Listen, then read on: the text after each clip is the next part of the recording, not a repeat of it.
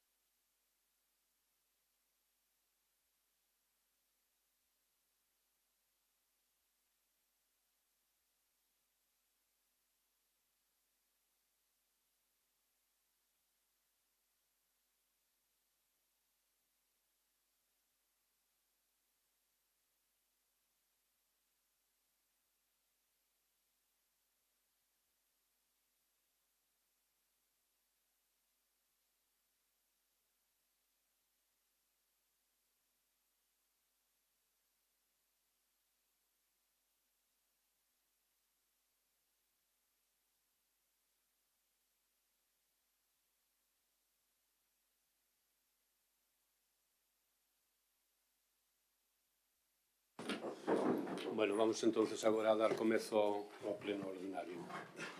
O primeiro punto é dar conta ao pleno da corporación dos decretos ditados pola alcaldía dentro da última sesión plenaria ordinaria. Os decretos van do 2916 ao 3465, en total 550 decretos. O punto segundo é a aprobación das actas anteriores da sesión ordinaria do mes de setembro celebrado o 26 de 9 de 2024. Non sei se hai alguna cousa, se non procedemos a votar. Votos a favor da acta. Unanimidade, moitas gracias. Pasamos ao punto terceiro, que é a resolución das alegacións á modificación da ordenanza número 3A8, reguladora da tasa pola prestación de servizos complementarios educativos e de conciliación da vida familiar e laboral. Ten a palabra a Conselleira de Educación, Carmen Porto. Sí. Ben, en sesión plenaria do 31 de xullo do 24 prestouse a aprobación inicial á modificación de dita ordenanza e durante o prazo da exposición pública presentáronse dúas alegacións, as dúas por parte da presidenta da AMPA do CEIP-Agro do Muiño. Na primeira, solicítase que se anule a modificación dos prezos públicos ou, no seu defecto, que se aprace a súa entrada en vigor para o curso escolar 25-26, de forma que se respeten as condicións económicas previamente establecidas e coñecidas polas familias ao inicio do curso 24-25. A solicitante alega o artigo 39.4 do regulamento de comedores escolares, Bos Días Cole, Tardes Divertidas do Concello de Ames. Esta primeira alegación procederíase a estimar a modificar a redacción da disposición final para que a súa entrada en vigor non teña lugar antes do inicio do seguinte curso escolar, xa que o regulamento di que as tarifas terán vixencia todo o curso académico dende o 1 de setembro ao 31 de agosto do ano seguinte. E a segunda alegación solicita que se reconsidere a modificación dos prezos públicos tendo en conta o impacto negativo nas familias con rendas medias e a carga desproporcionada que asuma a muller como consecuencia destas decisións ou, no seu defecto, se aprace a súa entrada en vigor para o curso escolar 25-26. A solicitante alega que se vulnera o principio de igualdade e non discriminación do artigo 14 da Constitución. Esta segunda alegación si se vai desestimar íntegramente, xa que, en primeiro lugar, a modificación de dita ordenanza foi consensuada coa comunidade educativa e grupos políticos aquí presentes o 17 de xullo, onde por maioría se aprobou e consta en acta que tamén estaba presente esta AMPA. E, por outra banda, pola definición do Tribunal Constitucional en canto ao principio de igualdade e, finalmente, e tal e como figura nos informes, por non existir retroactividade, porque ca redacción inicialmente aprobada as novas cotas rexerían a partir da súa entrada en vigor e non con carácter retroactivo. Moi ben, moitas gracias. Abrimos unha primeira quenda de intervencións. Paso común. Bueno, boa tarde e noite a todos e a todas. Como ben explicou a concelleira, pues tras a aprobación inicial no mes de xullo da modificación desta ordenanza, modificación que, lembremos, consistía na subida das tasas pola prestación dos servicios de conciliación para este curso escolar, en a cual, na súa disposición final, se decía expresamente que entraría en vigor ao día seguinte da súa aprobación final, demostrando así, por un lado, as presas do actual goberno por efectuar estas subidas, tal e como se anunciou no propio Consello Escolar, e, por outro lado, o seu total descoñecemento do servicio, sobre todo do establecido no propio regulamento de funcionamento do mesmo. E que, a pesares de comentarlo varias veces, parece que lles deu un pouco igual, total, si cola, e seguimos para adiante. Teñen que ser unha vez máis as AMPAs as que poñan un punto de cordura nesta voráxene recaudatoria a través das súas alegacións basadas a primeira no propio regulamento, que de xeito explícito no artigo 39.4 xa establece que as tarifas serán aplicables durante todo o curso escolar, ademais da necesidade de coñecer as condicións antes de solicitar un servizo. E a segunda, baseada, lóxicamente, na súa propia experiencia, no que lle trasladan as familias, sobre todo nas renuncias que houve ao propio servicio despois de anunciar esta subida. Lembremos que estamos a falar de servicios de conciliación e que, ao final, as perxudicadas sempre somos as mulleres. Se non temos servicios de conciliación, se estos son insuficientes, ou se nos custa unha porcentaxe elevada do noso salario, ao final as que temos que renunciar ao traballo, reducir a nosa xornada laboral, somos as mulleres. Isto que lle está a acontecer a algunhas das familias de AMES. Indicar, ademais, que houve AMPAs, grupos municipais, que non estaban a favor desta subida, e así manifestamos no propio Consello Escolar, por iso non hai que decir e generalizar de que foi consensuado con toda a comunidade educativa. Houve AMPAs e houve grupos municipais que dixemos no a estas subidas, ou polo menos deste xeito.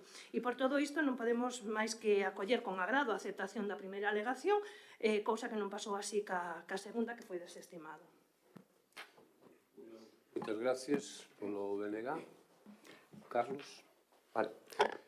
Moi boa tarde a todas e a todos. Eu, por non tampouco ser breve, non ser reiterativo tamén no que dixo a compañeira Luisa e no que se falou e no que trasladamos xa no primeiro pleno, de que non é o mesmo igualdade de subir as cotas igualmente a todos os tramos que a equidade, que é o que defendemos dentro do BNG, que non é o mesmo subirlle de todas as formas, do mesmo xeito a todos os tramos, non como propoñía o BNG, para subirlle aos tramos máis altos. Unha proposta que contaba tamén co apoio principalmente das AMPAs, que non se vían disgustadas en que as rendas máis altas do Concello que utilizan estes servizos, pois finalmente asumiran esa suba en decremento, a favor das rendas máis baixas, que por sorte no noso Concello non son tan numerosas e que se podría asumir perfectamente. Nós nese momento tamén pedimos que se estudase a posibilidade ou os datos que había para poder avaliar tamén as nosas propostas, e non había, así que eu tamén aproveitaría xa para apuntar para fazer deberes para o curso que ven na necesidade, ao mellor, de facer un estudo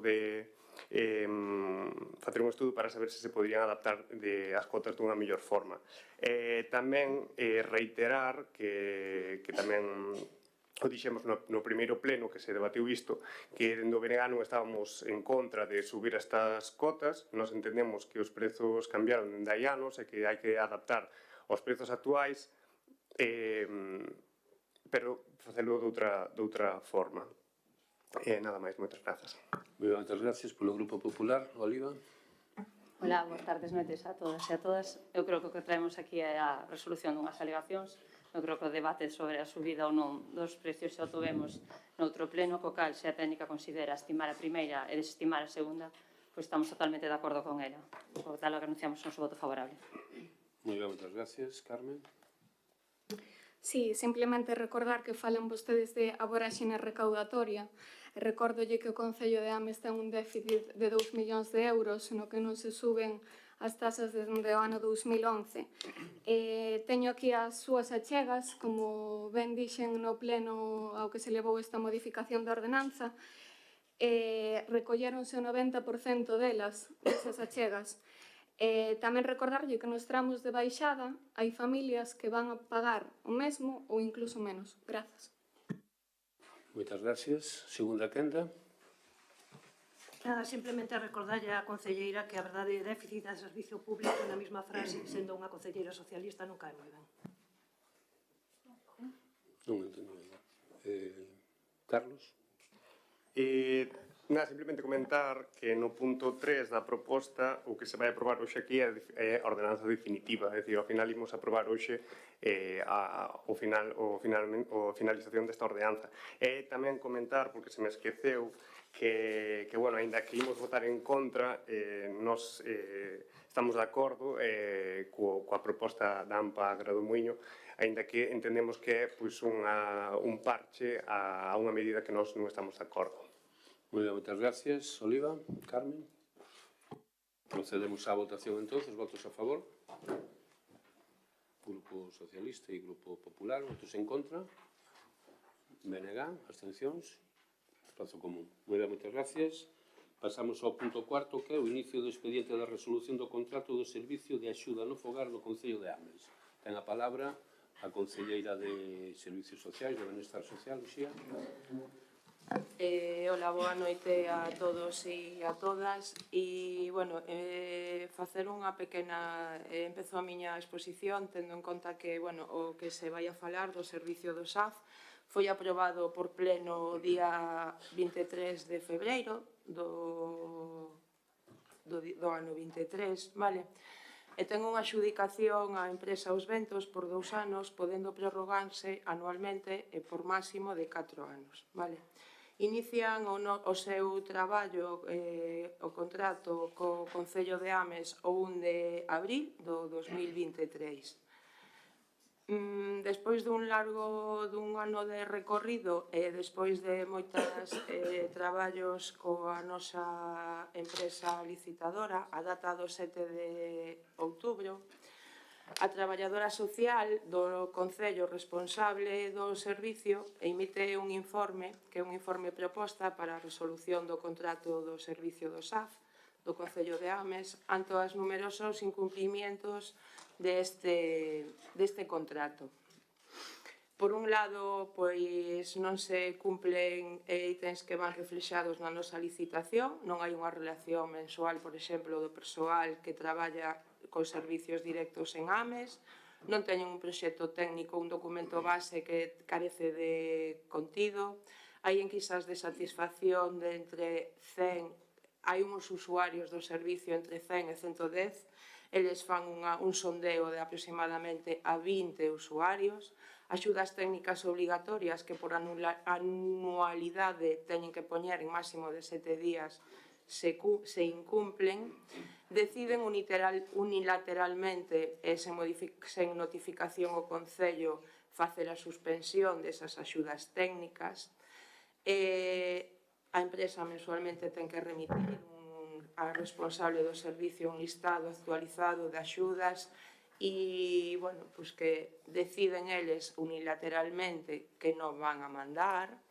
Teñen uns servicios adicionais que non fan uso bo de eles, co cal se lles comenta dentro do Concello pequenos problemas que hai con determinados profesionais que levan pois, por exemplo, como pode ser de fisioterapia, podoloxía, peluquería, bueno, unilateralmente volven a decidir que eses profesionais non se cambian ante diferentes queixas motivadas polos usuarios.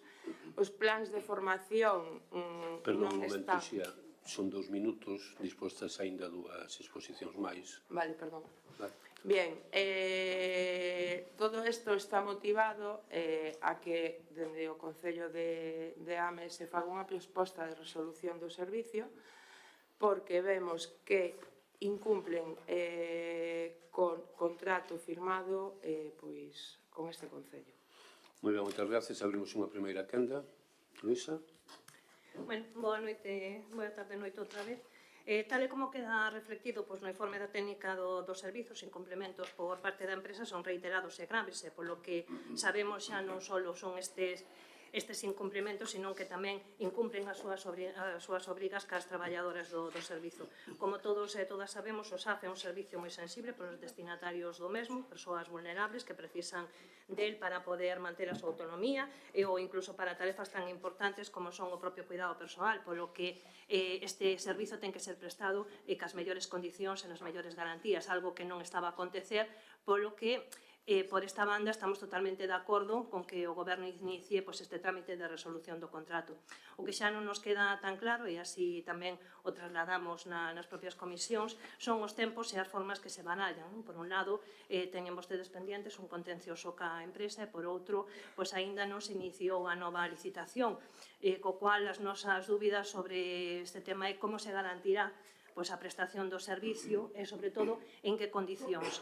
Por un lado, rescindir un contrato por incumprimentos varios e, ao mesmo tempo, decirlles que teñen que seguir prestando o servicio hasta que haxa unha nova xudicataria. A verdade é que non nos parece a mellor das opcións, polo que nos gustaría que, polo menos, barallasen vostedes outras opcións. Moi ben, moitas gracias. Escarlata.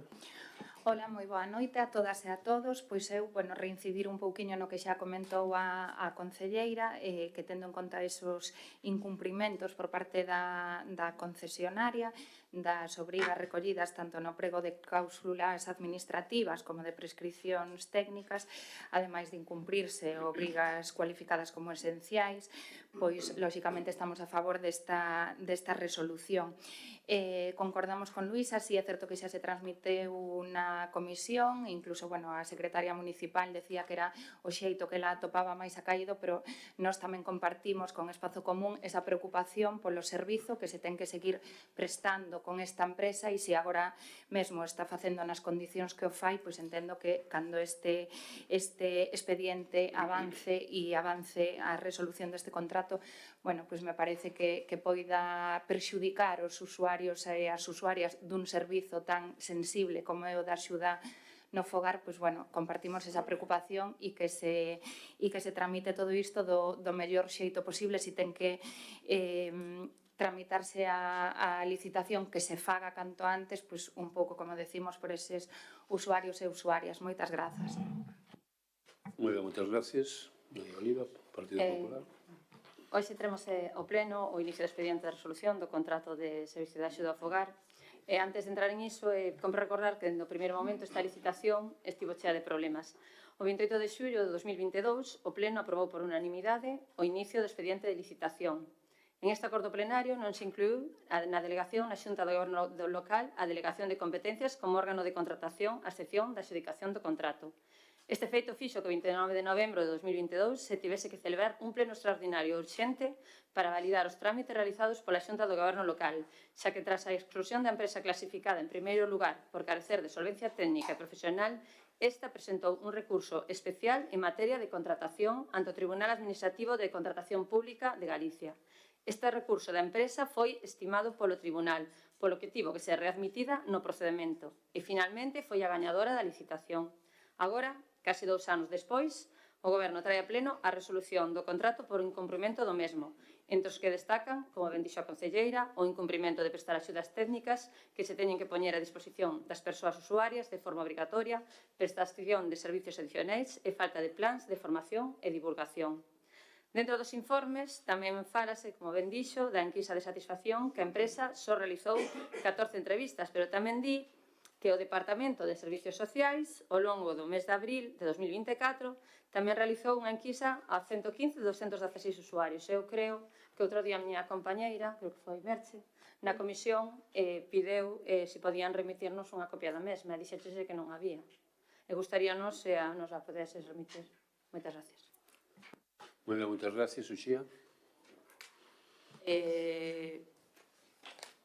Primeiro, sí que é un servicio básico, vale, que non se pode quitar, vale, e entendo que haxe unha preocupación por ese tema.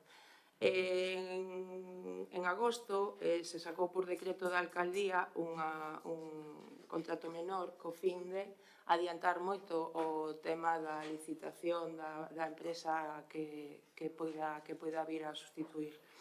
Entón, nese sentido, sí que vamos a seguir traballando con eles, porque outra forma agora mesmo non podemos deixar esas dependentes nin as familias. Entonces, se inicia o expediente de licitación, está bastante adiantado, co cal, bueno, pois espero que en tempo menos posible sacar isto para adiante.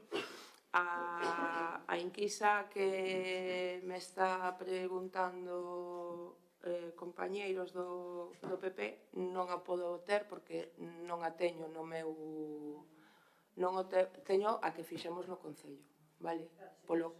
Vale, bueno, pois no, ela pedí, bueno, eu entendí que era a que me pedía a empresa, a que mandou por un lado a nosa, vale, pois inmediatamente remitímola sin ningún problema, vale? Pedir disculpas por non a remisión, pero non hai ningún problema por ver esa enquisa. Esa enquisa fíxose basicamente porque a que emitiu a empresa víamos que non estaba en condicións, co cal se emitiu unha desde o departamento, vale? Despois, en principio, a licitación pois salirá en plazo mínimo, vale?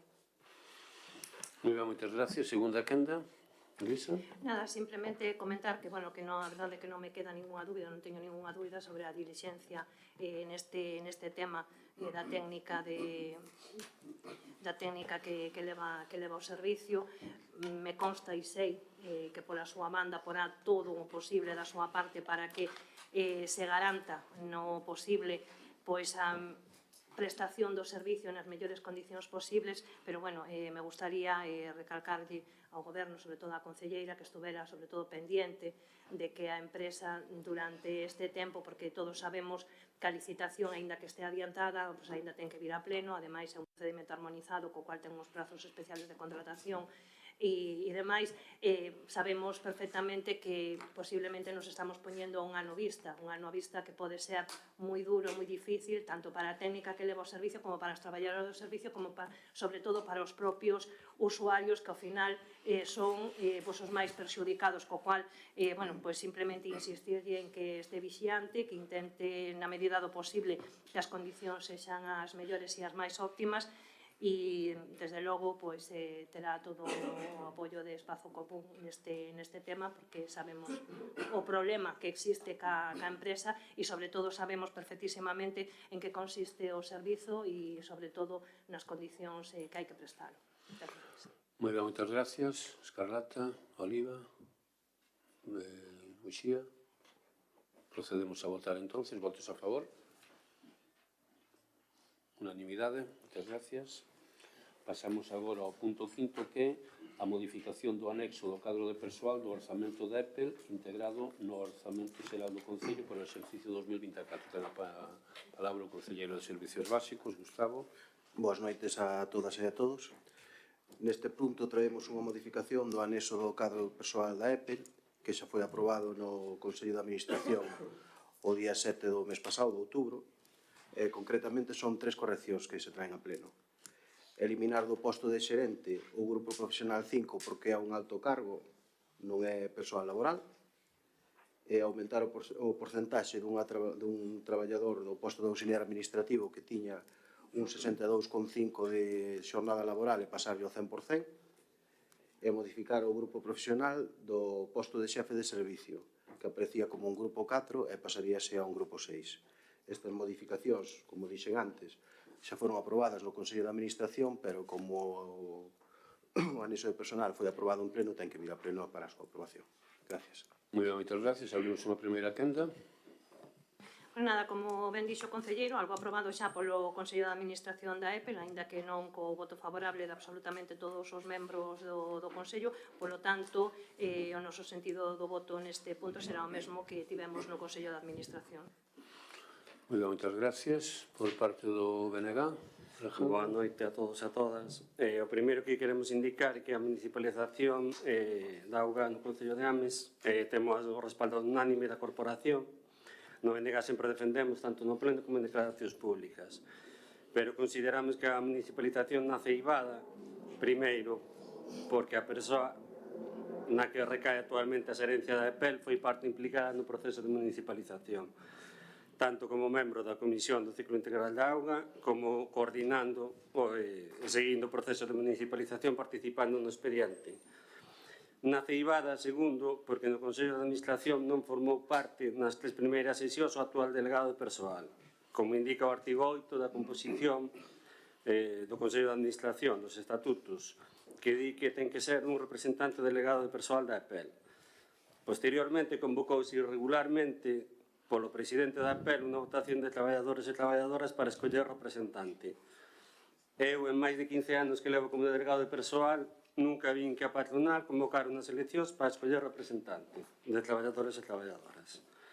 Salindo escollida doña Begoña Gómez Barreiro nesa reunión, que non como delegada de persoal, participou con votacións vinculantes do Consello de Administración como precisamente a escolla da actual xerente. Na ceibada, en terceiro, porque a empresa de Espín e Delfín está actuando pouco menos que de subsidiaria do servizo, levando contratos menores de reparacións por valor de máis de 7.000 euros en 2 meses, o que amosa a falta de previsión nesta municipalización. Sobre o punto de modificación do callo de persoal, consideramos que eliminar a referente ao grupo profesional da xerente, así como modificar o grupo profesional da xefa de servizo é correcto. Pero temos grandes dúbidas sobre o terceiro dos puntos, o paso do 62,5% ao 100% da xornada dunha traballadora, precisamente doña Begoña Gómez Barreiro. Esta traballadora traballaba os sábados, ese día vaise pechar, como así mesmo ela informou no Consello de Administración, polo que non entendemos que quitándolle un día laborable se lle aumente a xornada. Non se nos deu ninguna información ou documentación ao respecto aos membros no Consello de Administración da APEL, salvo que sexa unha compensación por ter votado a favor en certos temas. Vemos con incredulidade como a empresa municipal de Augas de Ames está a se converter nunha especie de axencia de colocación. Primeiro, enchúfase a nova xerente. A proposta do alcalde, que remite o que indica o Tribunal de Selección. Segundo, enchúfase no contrato de imaxe corporativa da EPEL a un familiar directo da anteriormente mencionada doña Begoña Gómez Barreiro. Contrato do que non sabemos a cuantía, a pesar de telo pedido 2 veces por escrito e 2 veces como rogo neste pleno. Terceiro, enchúfase aumentándolle a xornada ao 100% e quitándolle os sábados ao auxiliar que votou a favor da proposta do alcalde para a xerencia. E cuarto, contrátase cun contrato menor, xusto no límite dos 15.000 euros, a un informático por un período de 12 meses pola xerencia da EPEL. Desde o BNG de Ames tentamos ser constructivos e constructivas, así que propoñémoslle ao goberno en minoría do PSOE que despois do canta con Ames e baila con Ames, o próximo gran concurso sexa enchúfate coa APEL en Ames. Obrigado. Moi ben, moitas gracias. Pablo. Bueno, boa noite. Como xa se expuxo, o que ven agora a pleno é a modificación do cadro personal que xa foi anteriormente aprobada no Consello de Administración da EPEL o pasado 7 de outubro. Estas modificacións foron aprobadas, como decía, neste Consello de Administración. Non nos consta que fose impugnada por ninguén, nin por ninguna persoa legitimada, nin por ningún membro do Consello de Administración, por lo tanto, non habendo nada máis que decir, adiantar o voto a favor. Moi ben, moitas gracias, Gustavo.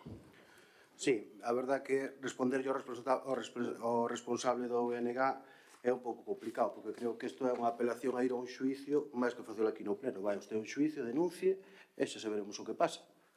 Decirlle que a xerente era un posto de libre designación. O alcalde tiña todas as competencias para nombrarla personalmente. En cambio, fíxose unha selección onde había un tribunal de valoración, onde había 3 persoas alleas ao Concello de Ames, e foi ela elexida. Tamén me gustaría decir, por ser concelleiros, despois non podemos optar a un posto de traballo no Concello, si temos os requisitos suficientes. Non sei onde está iso escrito, non sei que leo, pon, que alguén me corrixe, aquí hai algún abogado ou algo. O código ético non che permite traballar, permíteche traballar, precisamente. Despois, hai informes de secretaría que están todos favorables. Como ben dixo Pablo, nadie recurreu. Despois, o 62 ao 100%, este goberno nunca vai estar en contra de que os traballadores melloren. Ao mellor os representantes da CIGA, sí. Pouco máis podo dicir, porque a verdade é que casi estamos aquí nun xuicio e non nunha aprobación entre as correccións dos representantes da EPEL. Moitas gracias. Segunda quenda, Luisa. A verdade é que quedei sin palabras. Moi ben, moitas gracias. Alexandro. Boa noite de novo. Xa llo dixeron, o código ético está para cumplirlo. Aprobos en pleno e deberíamos de cumplirlo. Deberíamos de ter unha especie de ética na política. Os que somos políticos e políticas e fomos políticos e políticas. A proposta da xerencia é proposta do alcalde. O Tribunal de Selección fai unha valoración, pero a proposta eleva ao alcalde e eleva a proposta que el quere. Elevou a que tiña maior puntuación. Xa dixemos o da puntuación e incluso os concelleiros do PP pediron a valoración pormenorizada e non a temos. Obrigado. Moitas gracias, Pablo. Boa noite outra vez. Bueno, efectivamente, o punto que ven agora, como xa dixen, é a modificación do cadro personal, non é o nomeamento da persoa titular da xerencia da EPEL, polo tanto, ceñíndonos ao punto que é o obxecto deste pleno, pois adiantar, como xa dixen, o voto a favor. Moi ben, moitas gracias. Gustavo. Moi ben, antes da votación, como presidente da EPEL tamén, gustaríame puntualizar dúas cousas. Coincido co que dixo o concelleiro de Benestar ou de Obras e Servicios Básicos, que dado todas as infraccións e todos que se está cometendo na empresa pública, é que eu invito os que vayan xa ao xulgado, porque eu, si sei que se están cometendo tantas irregularidades, o que non quedaría quieto, o quería ao xulgado xa. E espero que mañán mismo presenten unha querella no xulgado, porque o que acaban de decir é bastante grave, moi grave. Encima atacando a persoas veciñas deste concello que están poñendo en duda a súa honorabilidade. Me parece moi grave pola súa parte. E vostede dispón ser representante sindical dunha persoa sola, representante sindical do que vostede quería que participase aquí, cando está moi claro, e hai informes ademais que ustedes teñen, donde di que non ten que ser o representante de persoal, sino un representante do persoal. O que pasa que ustedes que querían que tuveran aquí ao seu amigo da CIGA. Usted é o que quería, ter aquí un amigo da CIGA. Como non ten aquí ao seu... Perdón, estou intervindo eu a usted non cortei, vale? Quería ter ao seu amigo da CIGA aquí. Como non o tuvo, porque o persoal, para que se sepa ben claro, o persoal da EPEL se reuniu e presentáronse 3 personas e ganou unha. Ou iso non é democracia? Iso non é legitimidade? Que legitimidade lle queda a esa persona que entre o persoal elixen a unha persona para representalos? Iso non é legítimo? Home, por favor. Parece mentira que despois veñamos aquí a dar clases de democracia, de sindicalismo. Vaya por Dios, home. Vaya por Dios. Procedemos a votar. Votos a favor do punto. Grupo Socialista e Grupo Popular. Votos en contra. Abstencións. Espazo Común e BNG. Pasamos agora ao punto 6º, que é o inicio do expediente de liquidación do contrato de concesión para a xestión do servicio público do ciclo integral da auga do Concello de Ames, asinado con Espina e Delfín. Ten a palabra Gustavo. Boas noites outra vez. Bueno, pois ahora tenemos un expediente de liquidación ca anterior concesionaria do servicio do ciclo integral da auga, Espina e Delfín, no que a propia empresa ofertou para un tratamento correctivo unha oferta que durante o contrato, incluso se habría prórrogas de 300.000 euros o ano máis IBE para facer reparacións. Unha vez se estaba cara o cambio para a EPEL, mirouse se invertira esta cantidad económica. E, bueno, hai un informe donde o técnico do ciclo integral da auga informa que faltan por invertir 807.579,82 euros. Aparte deso, tamén un perfilador láser que tiñan que entregar, que non entregaron, que está valorado nos 4.000 euros, e tamén un modelo de inspección de un topo, que se chama, un rato tamén, que tiñan que entregar outro modelo e entregar un modelo inferior que está valorado en 3.600 euros. Con todo isto hai un correctivo, unha cantidad que os técnicos indica que son de 815.180,82. Moitas gracias. Moi ben, moitas gracias. Abrimos unha primeira quenda, Luisa. Bueno, nada, simplemente o fío do anterior, decirlle como a vostede lle gustan tanto os refráns, espero que quedara a gusto despois do seu minuto. A muller do César, ademais de honrada, pois ten que parecelo. Indo ao punto do día, este é un trámite pois que hai que cumplilo unha vez finalizado o contrato. Constan os informes técnicos preceptivos, polo cual adiantar o noso voto favorable sin antes rogarlle que se esmeren con esta tramitación e fagan o posible para que esta liquidación a favor do Concello se materialice e que non pase como cas liquidacións dos contratos anteriores nas que non se observou a dilixencia oportuna e segundo o informe que vostedes mesmos solicitaron prescribiron, perdendo, polo tanto, o Concello o dereito a estas liquidacións anteriores. Moi ben, moitas gracias polo BNG. Marta. Boa tarde a todos e a todas. Bueno, pues como xa vimos no anterior punto, a EPE, a empresa municipal de agua, está máis viva e está xa totalmente en vigencia, pues cabe ahora pues liquidar a anterior empresa que xestionaba agua, co cual anunciamos xa tamén o noso voto favorable. Moitas grazas. Moi ben, moitas gracias polo Grupo Popular. Pablo. Sí, adiantar o voto a favor. Moi ben, moitas gracias. Gustavo. Simplemente decir que, visto que se aproba este pleno, ahora dáselle un prazo de 15 días hábiles da audiencia, e, bueno, veremos a ver que pasa e pelearase esta cantidad. Gracias. Segunda quenda.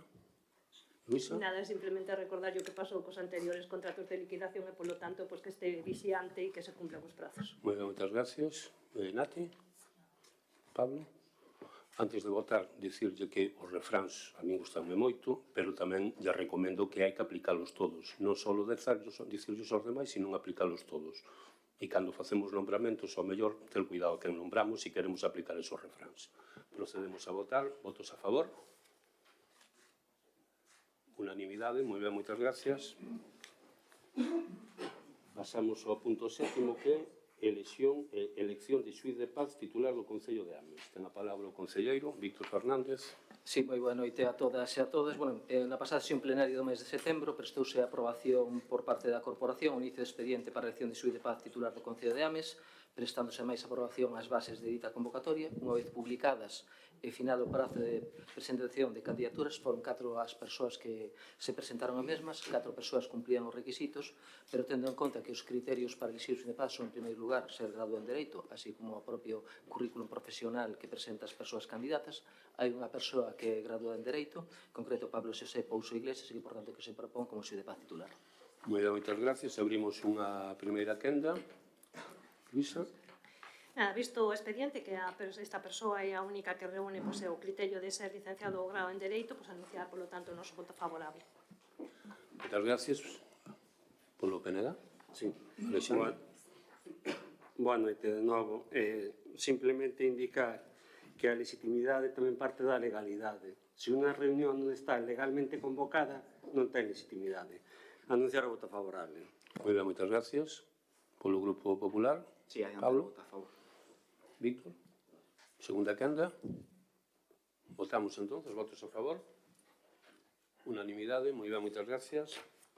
Pasamos ao punto 8º, que é autorización do incremento da cantidade global destinada á asignación de gratificacións, horas extras e horas complementarias no orzamento do Concello de Ames para o exercicio 2024. Ten a palabra o concelleiro persoal. Sí, boa noite de novo. Bueno, por canto traemos este punto, porque efectivamente desde o Servicio de Persoal indica que me rematado o mes de setembro, fechado, por tanto, a nómina dos primeiros 9 meses do ano, pois vencido ese trimestre, constátase que o crédito aprobado inicialmente en 302.000 euros, pois en principio vese insuficiente para dar cobertura, a cobertura tanto de horas extras, horas complementarias no orzamento, e que, por tanto, que se solicita por aprobación do pleno unha dotación adicional para complementar estas horas hasta a final de ano, pois por un montante de 37.976,80 euros máis seguridade social.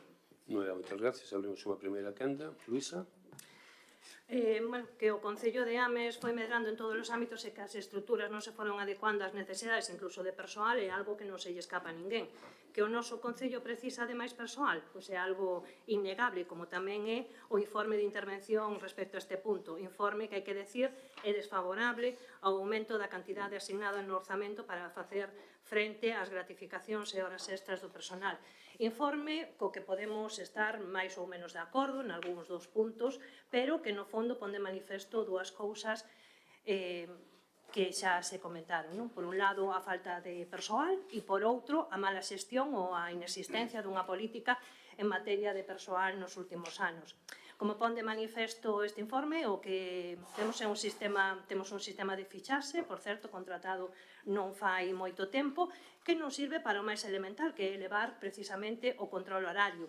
Non existen xefes ou xefas de servicio en todas as áreas, non se fai un seguimento dos expedientes, ou estes son incompletos. Isto que nos leva? Pois ao que reflicte o informe de intervención, e ademais leo textualmente, non se acredita no expediente que aos traballadores e traballadoras que se lle retribúen as horas extras e gratificacións cumpran co horario previsto. Debería incorporarse ao expediente de nóminas un informe do xefe de servizo suscrito polo alcalde no que conste que o traballador ou traballadora cumpre coa súa xornada ordinaria de traballo. E podería seguir lendo máis, pero tampouco é o caso. Tamén di que a falta de seguimento e control das horas extraordinarias e gratificacións vai en contra do propio convenio colectivo do persoal laboral do Concello de Ames. E, como ben di o informe, deberá someterse o asunto á negociación da Mesa Xeral de Negociación por afectar as retribucións do persoal. E nos preguntámonos, eso fíxose, convocouse esa mesa, que opinan de que se sigan incrementando as horas extras en determinados departamentos en lugar de aumentar o persoal ou de xestionar mellor o que hai?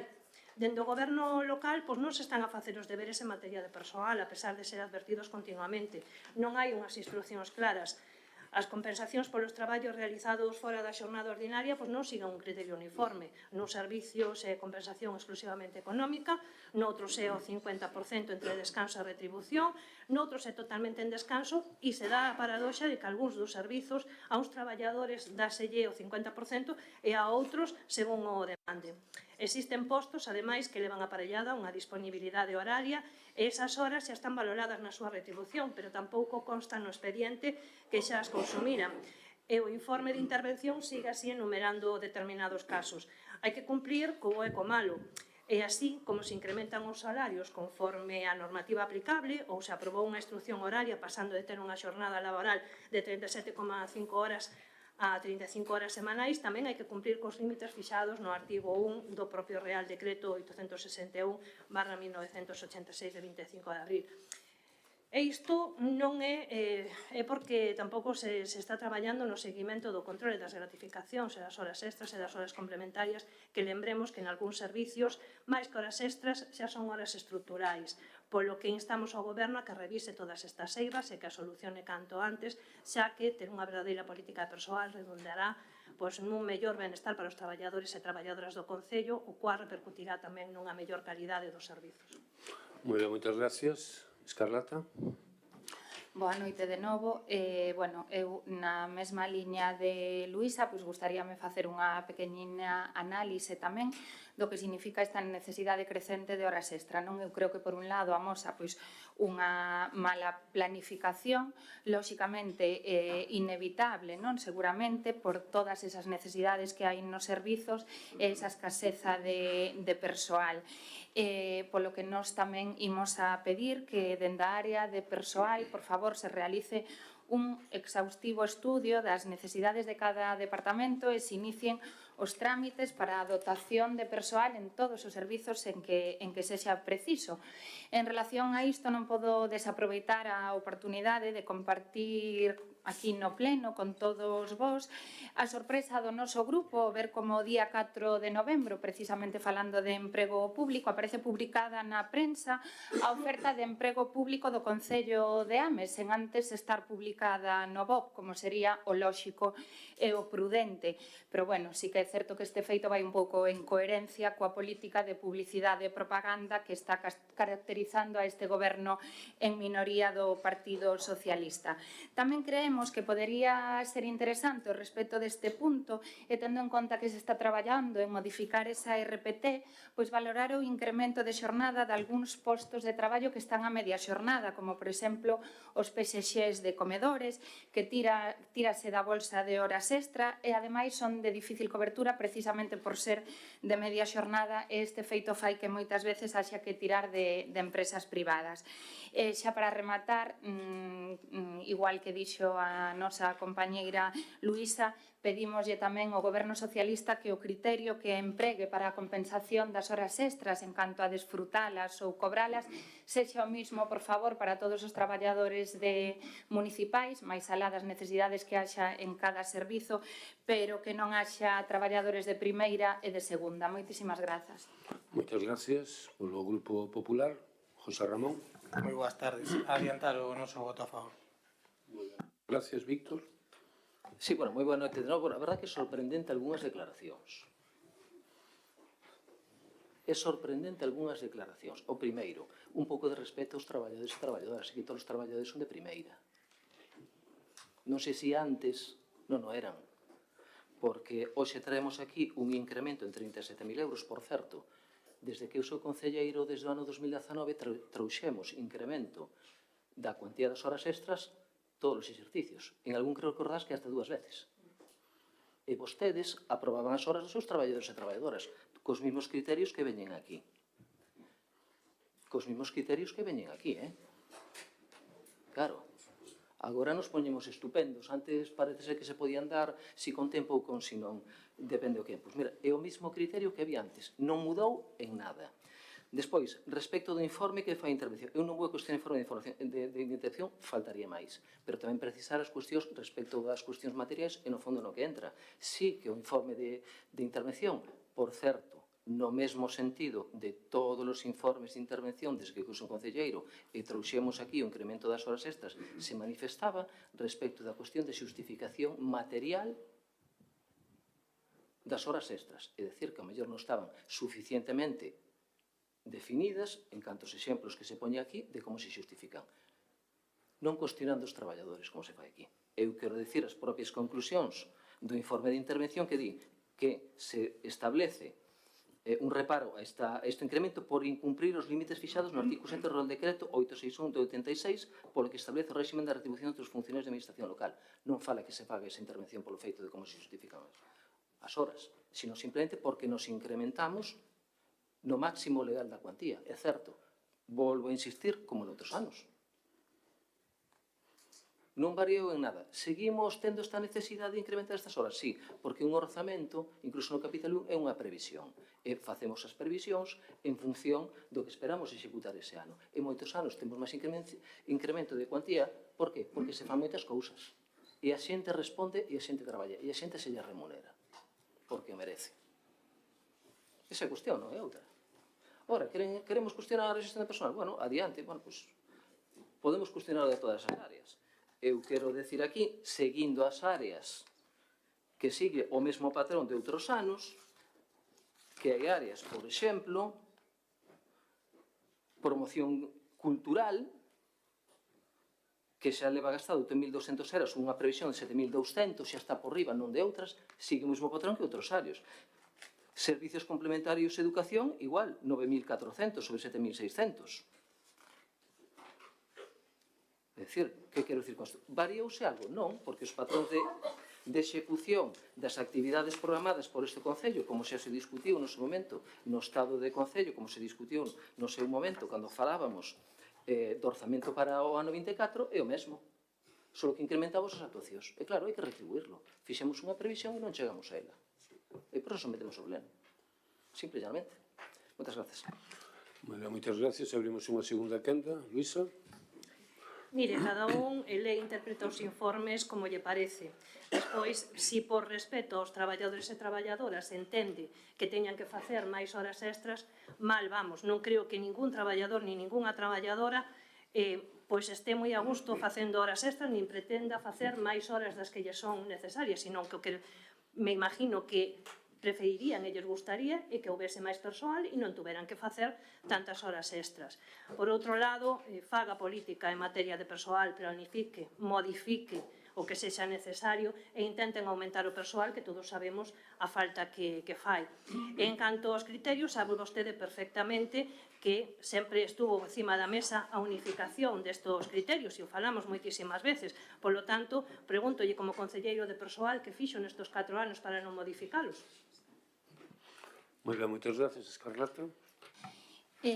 Sí, bueno, eu, como sempre o argumento de defensa deste goberno do Partido Socialista, efectivamente eu corresponsabilízome do acontecido ata maio do 2023, aínda que lles teño que recordar que o BNG non levaba a área de persoal.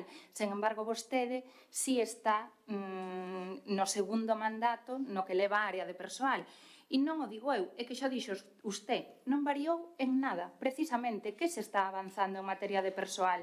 Pois nada. E decía o seu compañeiro Gustavo que había que mellorar as condicións dos traballadores e das traballadoras. As horas extra, si son estructurais, non son mellorar as condicións dos traballadores e das traballadoras, que recordemos son horas voluntarias. E tamén lle teño que decir ao responsable do Departamento de Persoal que moitas das cousas que se dixeron hoxe aquí xa se dixeron sendo co goberno tamén, que lles gusta moito decir eso de que agora, como estamos na oposición, esta señora que teño ao lado e eu xa trasladamos moitas destas cuestións sendo co goberno, vale? Moitísimas grazas. José Ramón. Víctor. Sí, claro, moi simplemente. Cada un lee os informes como lle interesa, xa vostedes. Vostedes. Leen os informes como lles interesa. Agora, despois, unha pregunta que se me escapou antes, que saliu publicado nos medios de comunicación a oferta de emprego público. A maior oferta de emprego público nos últimos 8 anos. 15 plazas. Claro, saliu unha nota de prensa. Está enviada a publicar no Boletín Oficial de Provincia, evidentemente. Lles molesta, o sinto. Claro, que agora parece ser que a xestión de personal non é boa, e xa nos advertiu. Mira, eu xa advertín no seu momento e tive en conversas para facer unha modificación de RPT que afectaba os comedores escolares e se me dixon que non porque non queríamos líos. Porque se de algo sei eu, aínda que sexa malo, é da relación cos organizacións sindicales cos traballadores. E a mí se me dixo, non, que non quero líos. Pois, bueno, ao mellor, en breve, nos levamos unha sorpresa. E seguro que se van a poñer medallas, E xa o digo aquí agora. Moi ben, moitas gracias. Vamos proceder a votar o punto. Votos a favor do punto 8º. Unanimidade. Moi ben, moitas gracias. Pasamos agora ao punto 9º, que é modificación orzamentaria, transferencia de créditos 4/2024. Ten a palabra a concelleira de Economía e Facenda, Susana. Boa noite a todos e a todas. Pois sí, efectivamente, traemos a pleno a transferencia do créditos da partida investimentos nas plazas de garaxe de Milladoiro, xa que esta partida non se vai a executar neste exercicio debido a que non se tramitou o expediente correspondiente para a actividade do aparcadoiro público e transferimos 60.000 euros para poñer en marcha unha nova campaña dos bonos consuma do comercio local que xa se leva desenvolvendo nestes 3 últimos anos e que ten moi boa acollida. Moitas gracias. Abrimos unha primeira quenda. Luísa. Bueno, como ben indicou a concelleira, pois trátase de pasar crédito de unha partida a outra. Si ben nos houbese gustado que se poidese executar esa cantidade en orixe, é dicir, que se houbera licitado ese investimento en plazas de garaxe en o Milladoiro, xa que, ademais, fan boa falta, tal e como estaba recollido no propio orzamento, xa que isto non vai ser posible, pois que esos cartos se invitan en outra cuestión de interese para a veciñanza, neste caso, para unha nova campaña de bonos consumo, pois parecenos ben. Sin antes decir, claro está, que dado o gran éxito que teñen, tampouco estabería demais que tiveran algo máis de planificación e se soubese sentido en conta esta iniciativa inicialmente no orzamento, sin ter que ir, como sempre, tapando buratiños según lle aparecen. Moitas gracias. Rosalía. Boa tarde, noite a todos e a todas. Ben, como xa comentaron as miñas compañeiras, estamos ante unha transferencia de crédito de 60.000 euros dun proxecto para a creación de prazas de garaxe público no Milladoiro e transferimos a campaña dos bono consumo. A verdade é que eu, cando vin este expediente, plantexeime dúas cuestións. En primeiro lugar, que opinarán os veciños do Milladoiro e veciñas cos problemas que teñen actuais de aparcamento que para o goberno non fose unha prioridade o investimento en prazas de garaxe público no Milladoiro. Porque se ben lembro, porque eu tamén teño memoria, nas reunións que tuvemos sobre os orzamentos era unha das súas medidas estrela. Sen embargo, non sabemos moi ben o porqué, parece ser que isto non foi unha prioridade ou que non se puido levar a cabo. En segundo lugar, pregunteime cal sería a razón pola que a Concelleira de Promoción Económica non quixo, non puido ou se lle esqueceu introducir nos orzamentos o presuposto preciso para os bonos comercio. Unha das políticas, como vostedes din no informe, estrela desta área e que é moi ben acollida. E a verdade é que isto me gustaría que se aclarase, porque non se introduciu nun inicio no orzamento, porque sí que houve outras novas subvencións introducidas nesta área de promoción económica. Pois ben, ao noso parecer, estamos ante un novo exemplo de falta de planificación e xestión. Falta de planificación, dado que a concelleira non introduciu, como dixen, esta partida nos orzamentos, e de xestión, porque o concelleiro non foi capaz de poñer en marcha este proxecto. Dende logo, dende o BNG, non imos apoiar esta forma de planificar e xestionar, porque se ben é certo que creemos que os bono comercio son unha boa iniciativa para fomentar o noso comercio, que, como xa vimos na conta xeral, non está tan ben. Sin embargo, creemos que o aparcamento público, tanto en Milladoiro como en Bertamiráns, debería de ser unha prioridade, porque isto indirectamente tamén axuda ao comercio local. Entón, dado que se isto non sae adiante, pois estes cartos irían para o remanente, non se podría facer unha actuación este ano, e que nós creemos que os bono consumas sí que é unha boa iniciativa, pois imos facilitar que se aprobe este punto. Moi ben, moitas gracias polo Grupo Popular. José Ramón. Sí, ben, nós estamos a favor de calquera tipo de iniciativa que fomente o comercio local, como non podería ser de outro xeito. De feito, este tipo de medidas teñen moi boa acollida por parte da veciñanza, como exemplo os bonos activados do comercio da Xunta de Galicia que se esgotaron en un tempo récord. Entón, sendo plenamente conscientes de que estas medidas son moi boas, xa o pedimos no seu momento cando se fixeron, cando estábamos debatindo os orzamentos, xa o solicitamos e votamos de menos. E, bueno, lóxicamente, imos apoiar esta medida. En cuanto á súa forma de financiación, é unha transferencia de crédito que está recollida e admitida por lei dunha partida que non se vai executar neste exercicio. Conta cos informes favorables dos técnicos e, lóxicamente, apoiamos a mesma. Moi ben, moitas gracias, Susana. Nada, engadir que o tema do parking, efectivamente, sabemos que en Milladoiro é unha demanda que hai por parte da veciñanza.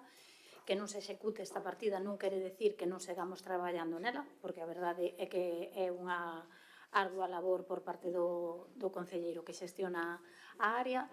Recordar que o ano pasado no orzamento tampouco foron os bonos consuma con unha partida específica, que foron con cargo ao remanente de tesourería, e este ano pois fíxose por esta vía, por unha transferencia de crédito. Moitas gracias. Segunda quenda, Luisa, Rosalía, José Ramón, Susana, votamos, votos a favor, votos do Grupo Socialista, Grupo Popular, e perdón, Luís, a favor, sí. Abstencións, moi benega. Pasamos agora ao punto 10º, que é a aprobación do suplemento de crédito 1/2024 financiado con remanente de tesorería para gastos xerais. Ten a palabra a concelleira, Susana. Bueno, boa noite de novo. Traemos a pleno o primeiro suplemento de crédito para este ano 2024, xa que é preciso dotar de crédito para gastos xa efectuados e que rematado o exercicio quedarían en situación dependentes de aplicar o orzamento, causando prexuicios aos proveedores e incrementando o período medio de pago. Emprega o remanente de tesourería para tal fin e a dotación sería de 1.20.373,59 euros. Sendo 290.753,05 do capítulo 6, que son investimentos. Aquí teríamos obras complementarias, como o acondicionamento do Parque Central Verde do Milladoiro, o suministro dos coletores no comedor da Escola Infantil do Milladoiro, teríamos certificacións de obra, como os interiores de Paramuíño, mellora na seguridade viaria en Ames, direccións de obra, como a pavimentación en viarios en Framil, a Rúa Rosaleda, seguridade viaria en Frenza, pavimentación na Rúa Pedregal, e redacción de proxectos como a senda de Outeiro a Guimaráns, pavimentación en Vilaverde, abastecemento e saneamento en Loureiros, adecuación da nave existente para a implementación dunha cociña central, humanización da praza interior, investimentos para mellorar a vida dos veciños e veciñas de Ames, dos núcleos rurais de Bertamiráns ou Milladoiro. No capítulo 2, que é o gasto corrente, teríamos un importe de 724.144,89. Aquí, entre outros cargos, inclúense facturas do ano 2022 que non tiñan cobertura contractual, servizos do ano 2023 como a monitoraxe dos comedores escolares por importe de 80.619,02, a posta a punto nas caldeiras dos centros educativos da Maía, de Barouta, da Unitaria da Igrexa, o ximnasio comedor de Bentín, a Escola Municipal O Bosque, por importe de 789,60. E como partidas que debemos de ter en especial consideración son as cotas á Mancomunidade Serra de Barbanza pola recollida do lixo de 311.289,86 e as cotas da Mancomunidade Serra do Barbanza polo tratamento do lixo 207.526,27. No orzamento do 2024 dotouse crédito para os incrementos previstos destas cotas, pero non foron suficientes. Tamén temos cargos por mantemento das contas bancarias dos anos 2022 e 2023 por un importe de 5.475,65. Neste gasto corrente tamén se recollen gastos contabilizados no ano 2015 que estaban domiciliados pero estaban pendientes de aplicar o orzamento municipal, polo que procede depurar mediante a súa aplicación orzamentaria saldando a conta de pagos pendentes de aplicar o orzamento. É dicir, que hai informes favorables por parte de Intervención e Secretaría. Moitas gracias. Primeira quenda, ten a palabra Luisa.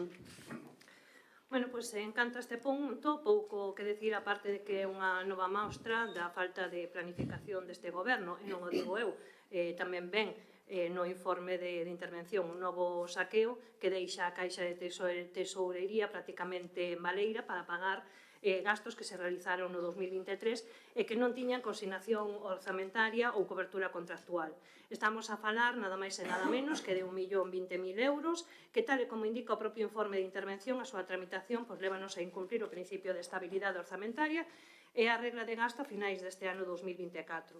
Novamente, atopámonos nunha encrucillada. Por un lado, aprobar este suplemento de crédito supón romper esa estabilidade orzamentaria e, por outro, non aprobalo significaría incumprir o período medio de pago, producindo un incremento da débeda comercial, regla que, recordemos, non está suspendida, e que son servicios, obras ou suministros xa realizados e que os prestadores destos servicios, destas obras ou destos suministros levan casi ou sin casi un ano sin cobrar.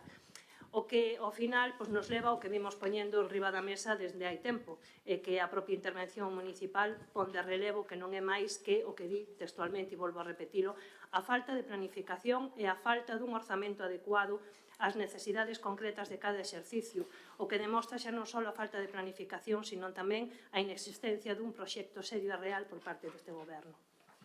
Moitas gracias polo Rosalía. Boa tarde, noite outra vez a todos e a todas. Ben, cando examinei este punto, a verdade, tive un pequeno déjà vu co pleno da conta xeral, porque, bueno, que por moito se apuntou aquí, pois vemos que finalmente se cumpre. Por exemplo, como comentaba a compañeira Luisa, un remanente de tesourería que no 2023 era de 5.327.887,17 e agora, no caso de que este punto saia adiante, quedará en 114.119,31. É un importante descenso do remanente de tesourería. Seguramente, parte da casuística que deu lugar a este descenso foi a suspensión das regras fiscais durante os 3 últimos anos, pero se ven, tanto Intervención como outros órganos veñen advertindo desde 2023 que estas regras se iban a recuperar e que neste ano iban a estar vixentes, e nós con esta actuación que imos facer agora, pois aínda empeoramos o cumprimento polo Concello de Ames destas regras. Como dixen, efectivamente, o remanente no anterior mandato pois utilizouse para financiar obra nova e diferentes servicios que financiaban, por exemplo, o Plan Impulsa Ames.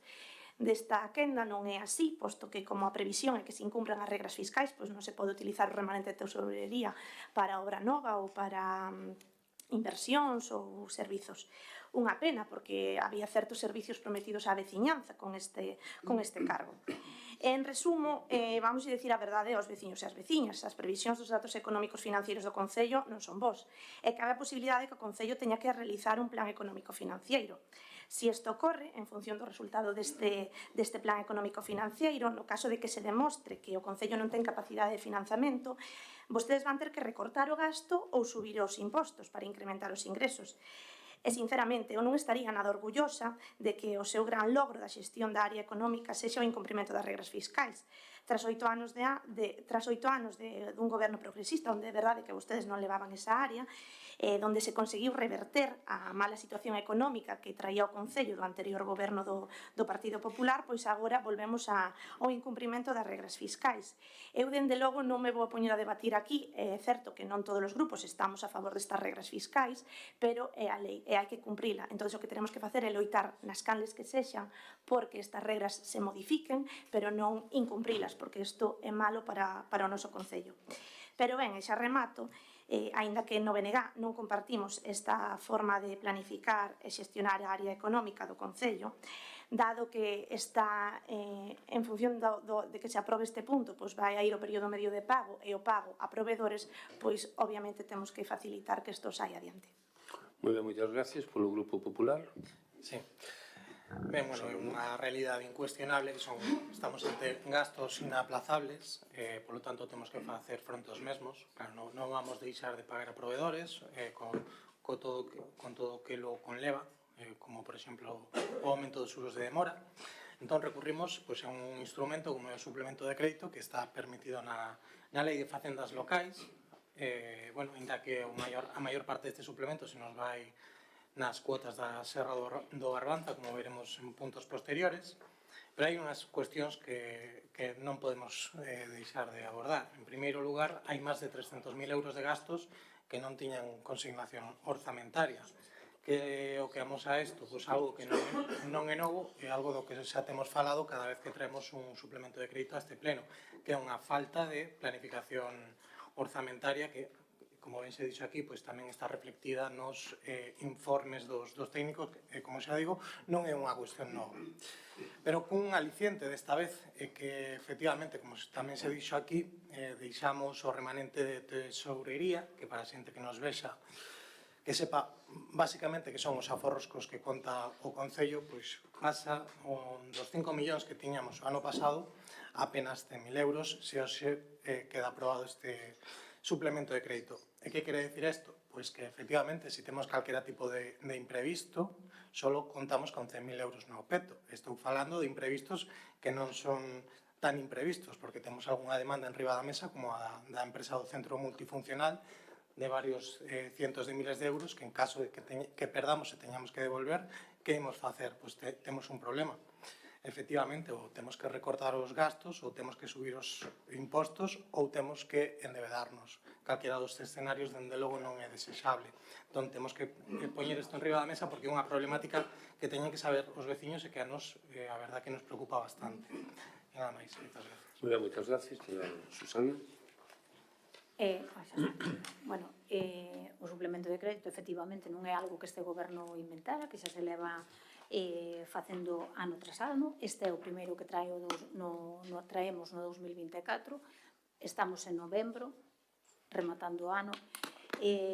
Recordar que no ano 2021 trouxanos a pleno 3 suplementos de crédito, aprobados todos por unanimidade. No 2022 trouxeronse 5 suplementos de crédito, algúns por importe máis elevados de 1 millón de euros.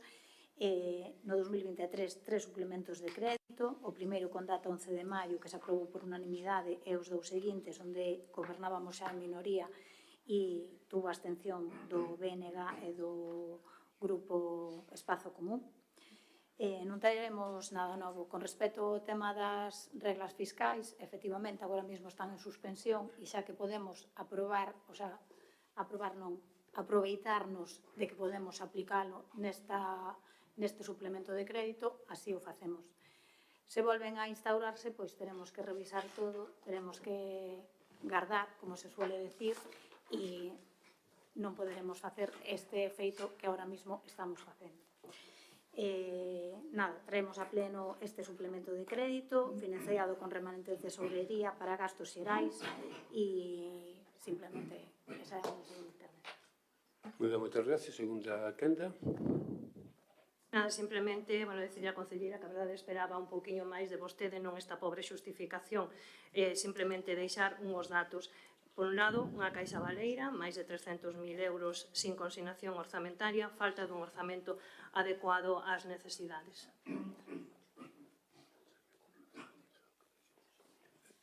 Rosalía. Sí.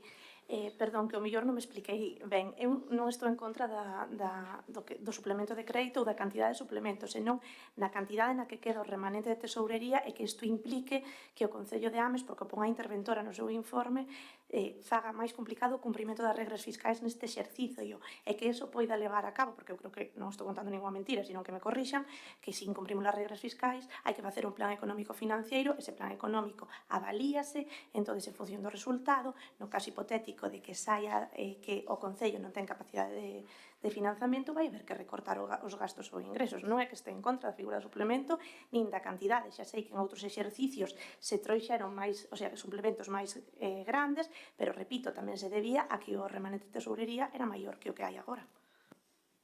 José Ramón. Susana.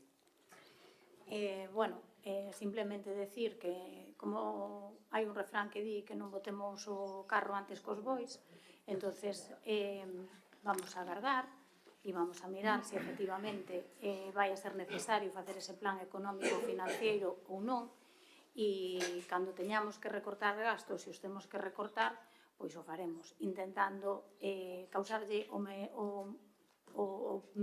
menos dano posible aos veciños e veciñas de Ames. Sinto que non lle gustase a miña intervención, Luisa, pois, que quere que lle diga? Dime de que presumes e te diré de que careces.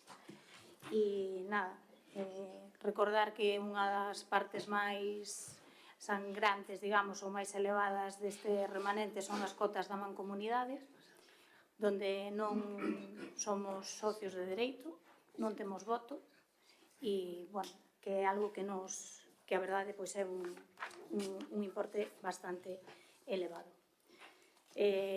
Nada, decir que teremos o suplemento para aprobalo, xa que se non se fixese, pois causaríamos un grave dano aos proveedores, afectaría ao período medio de pago e, sobre todo, aos veciños e veciñas de Ames, porque habería moitas cousas que quedarían sin facer para o seu benestar.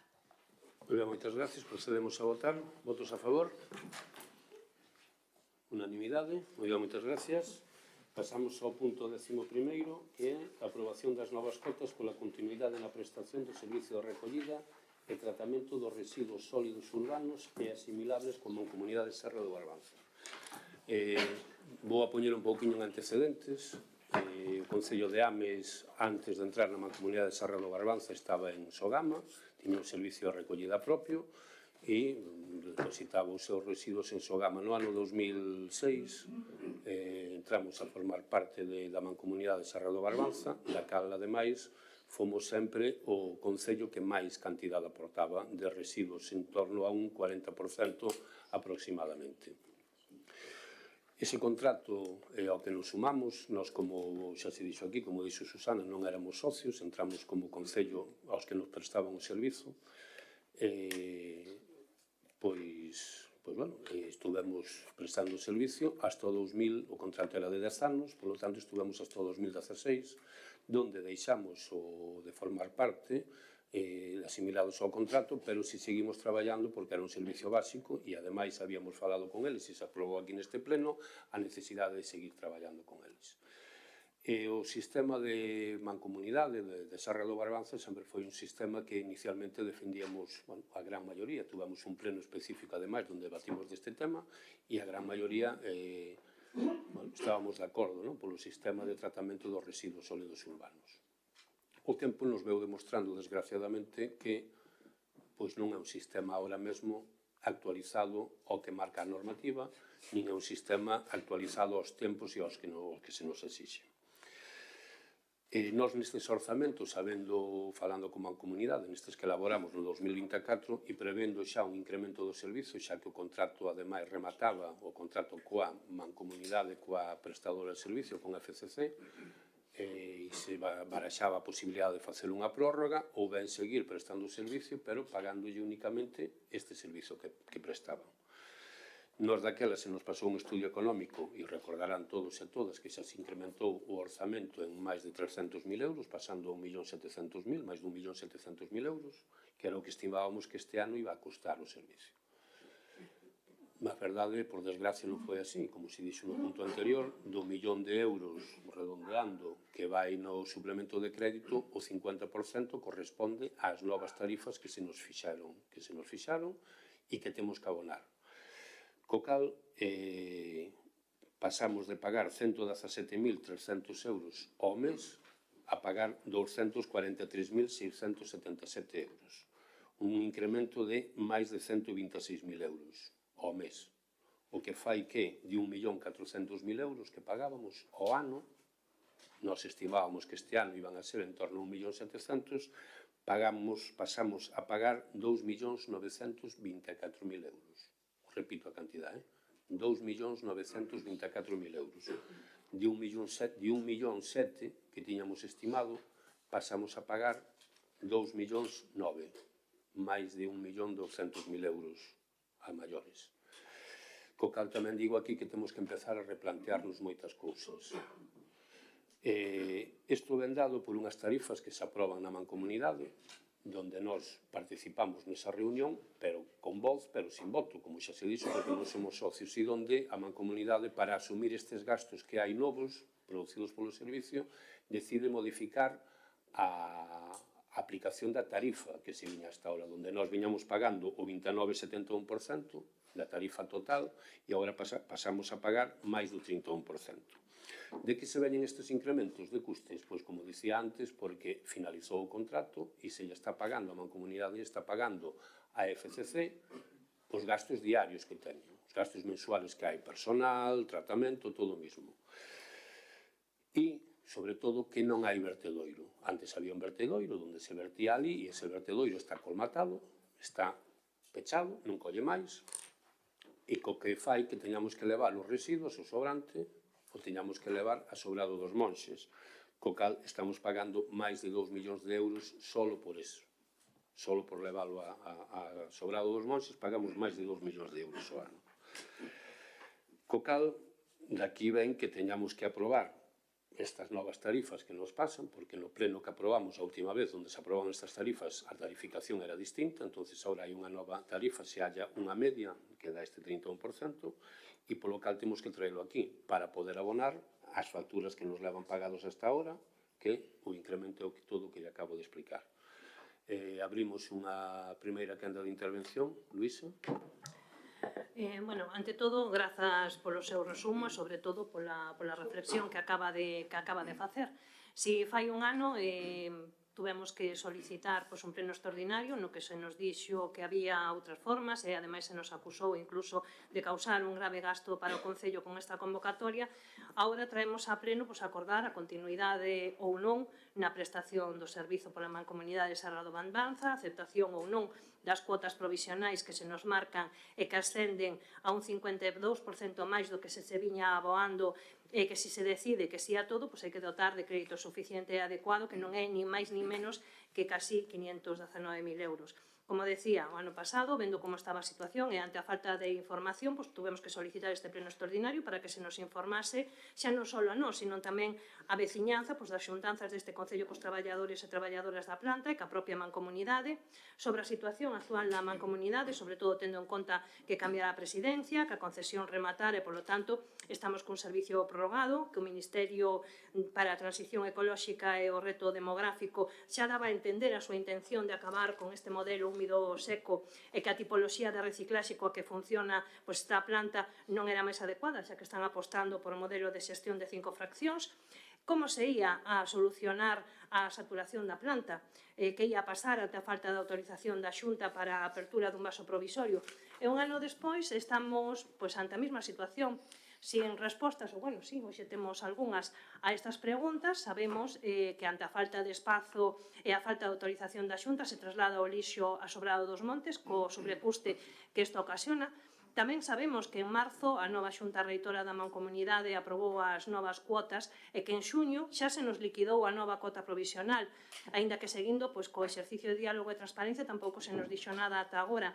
E ante esta situación pensamos pois o mesmo que acaba de reflexionar o alcalde, que é urxente pois voltar a falar da mancomunidade dun estudio de costes e un estudio de viabilidade dende o propio Concello e de estudar pois cal é a alternativa máis favorable para Ames e sobre todo para a veciñanza de Ames, que será a que finalmente pois teña que asumir estes custes, non? Moi ben, moitas gracias, Rosalía. Boa tarde, noite outra vez a todos e a todas. Ben, pois para min isto é o que é o claro exemplo de falta de vontade política, planificación e xestión. Igual que fixo o alcalde, eu tamén quero facer un pequeno recordatorio do que nos seus orixes foi a mancomunidade. Ben, a Mancomunidade Serra do Barbanza fúndase no 1998 e será no 2003 cando se inaugure a planta de tratamento no lugar de Serbia, Lousame, a cal se baseaba nun modelo húmido seco.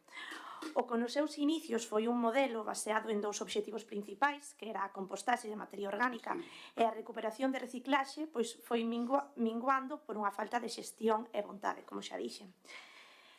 Sen embargo, a realidade actual pois dista moito destes orixes, non? Unha mala relación coa empresa concesionaria, un contrato caduco en setembro de 2023, unha débeda millonaria da mancomunidade coa empresa, causas xurídicas abertas e sentenzas pendentes de execución, deficiencias na maquinaria, camións avariados, a imposibilidade de FCC por poñer a dispor da mancomunidade os terreos, así como un vertedoiro colmatado dende outubro de 2023, que fai que actualmente, como dixo o alcalde e a compañeira de Espazo Común, se estea a asumir uns sobrecustos importantes para ter que trasladar o lixo a Sobrado dos Monxes. Ademais, existe na actualidade unha mala separación en orixe, que fai que a compostaxe non teña unha calidade adecuada. E isto, como digo, dista bastante do que acontecía fai uns anos. Se todos googleamos e buscamos na hemeroteca, vemos numerosas noticias sobre como a mancomunidade era líder ata o 2023 en canto á separación. E claro, eu pregúntome, a que se pode deber isto? Pois eu creo que tamén a falta de vontade da empresa, porque algúns, o mellor, lembramos que fai uns anos, pois, en todos os concellos que formamos parte da mancomunidade, pois había charlas ou accións de concienciación para axudarlle a xente pois a aprender a tratar os residuos, e agora mesmo pois son inexistentes. E repito a pregunta porque creo que é importante. Que nos fixo chegar aquí? Pois eu sigo creendo que é falta de vontade e dunha xerencia na mancomunidade, non que o modelo no seu orixe fose malo. Dende o BNG sempre tivemos clara a nosa postura e foi apostar polo modelo orixinal na mancomunidade. E levamos tempo reclamando unha auditoría e un estudio de viabilidade para poder realizar un análise profundo e ver as posibles solucións. Con todo, penso que a toma de decisión que hoxe traemos ao pleno pois sería máis sinxelo se ese estudo de viabilidade que está facéndose, que según o concelleiro me contestou nas comisións informativas pois iba a estar para a semana, eu entendo que non está porque non se nos trasladou, pois creo que este estudo nos axudaría a todos os que estamos aquí sentados a tomar unha decisión sobre a xestión dos residuos tanto a nivel mancomunidade como a nivel concello. Ese estudo vai ter un papel fundamental no futuro da mancomunidade e na xestión dos residuos. Por iso, dende o BNG, entendemos que sen esta documentación resulta un pouco atrevido e imprudente tomar unha decisión. Con todo, existe unha sentenza cunhas obrigas que hai que asumir e hai 160 postos de traballo en xogo. Por iso, o noso grupo vai a facilitar a aprobación deste punto, porque o BNG ten e terá claro que Sogama non é unha opción e sempre estaremos apostando por modelos alternativos aos que nos propoñen os señores e as señoras da Xunta de Galicia. E xa para rematar, estou de acordo co alcalde con Luisa, creo que é preciso que todos nos sentemos e rememos xuntos en canto a buscarlle unha solución a este problema que temos. Moitas gracias. Oliva. Ben, como fixo o alcalde, a miña compañera do BNG, a min tamén gustaría poñernos en antecedentes. Como todos sabemos, a finais do ano 2015, o Concello de Ames e a Mancomunidade Serra do Barbanza mantiveron un pulso onde non sabía moi ben cal sería o final. A día de hoxe, case 10 anos despois, seguimos pagando as consecuencias de non tomar decisións, ou mellor dito, non tomar a decisión aceitada ao noso parecer. O convenio que unía Ames coa Mancomunidade durante 10 anos expiraba no ano 2015. Nesa data, o Concello tiña a posibilidade de prorrogalo por outros 9 anos ou a posibilidade de que Ames se integrase na Mancomunidade como membro de pleno dereito, o cal, a día de hoxe, ainda está no aire. A principios de decembro do 2015, o tripartito de Ames deixaba clara a súa aposta por continuar en Serra do Barbanza. Confirmaba que recibira xa toda a documentación por parte da Mancomunidade correspondente á liquidación do ano pola xestión do lixo. Un dossier bastante amplo, que permitía anticipar que como socio de pleno dereito e maioritario que sería correspondería lle pagar o 40% dos novos vehículos necesarios.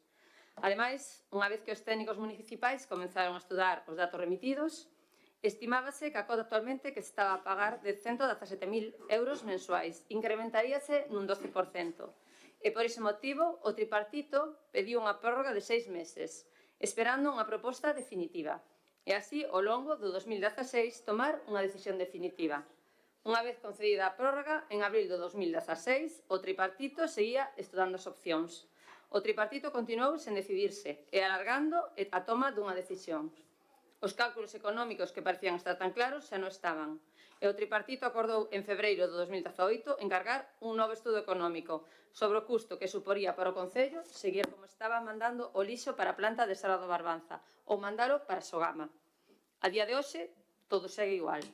O 30 de agosto de 2018, o Partido Popular presentou un escrito onde se solicitaba a copia da proposta definitiva presentada pola Mancomunidade, estudo ou información sobre o custo que supón a alternativa Sogama, copia do estudio económico sobre o servicio de recollida actual e copia do informe xurídico para despexar todas as incógnitas legais.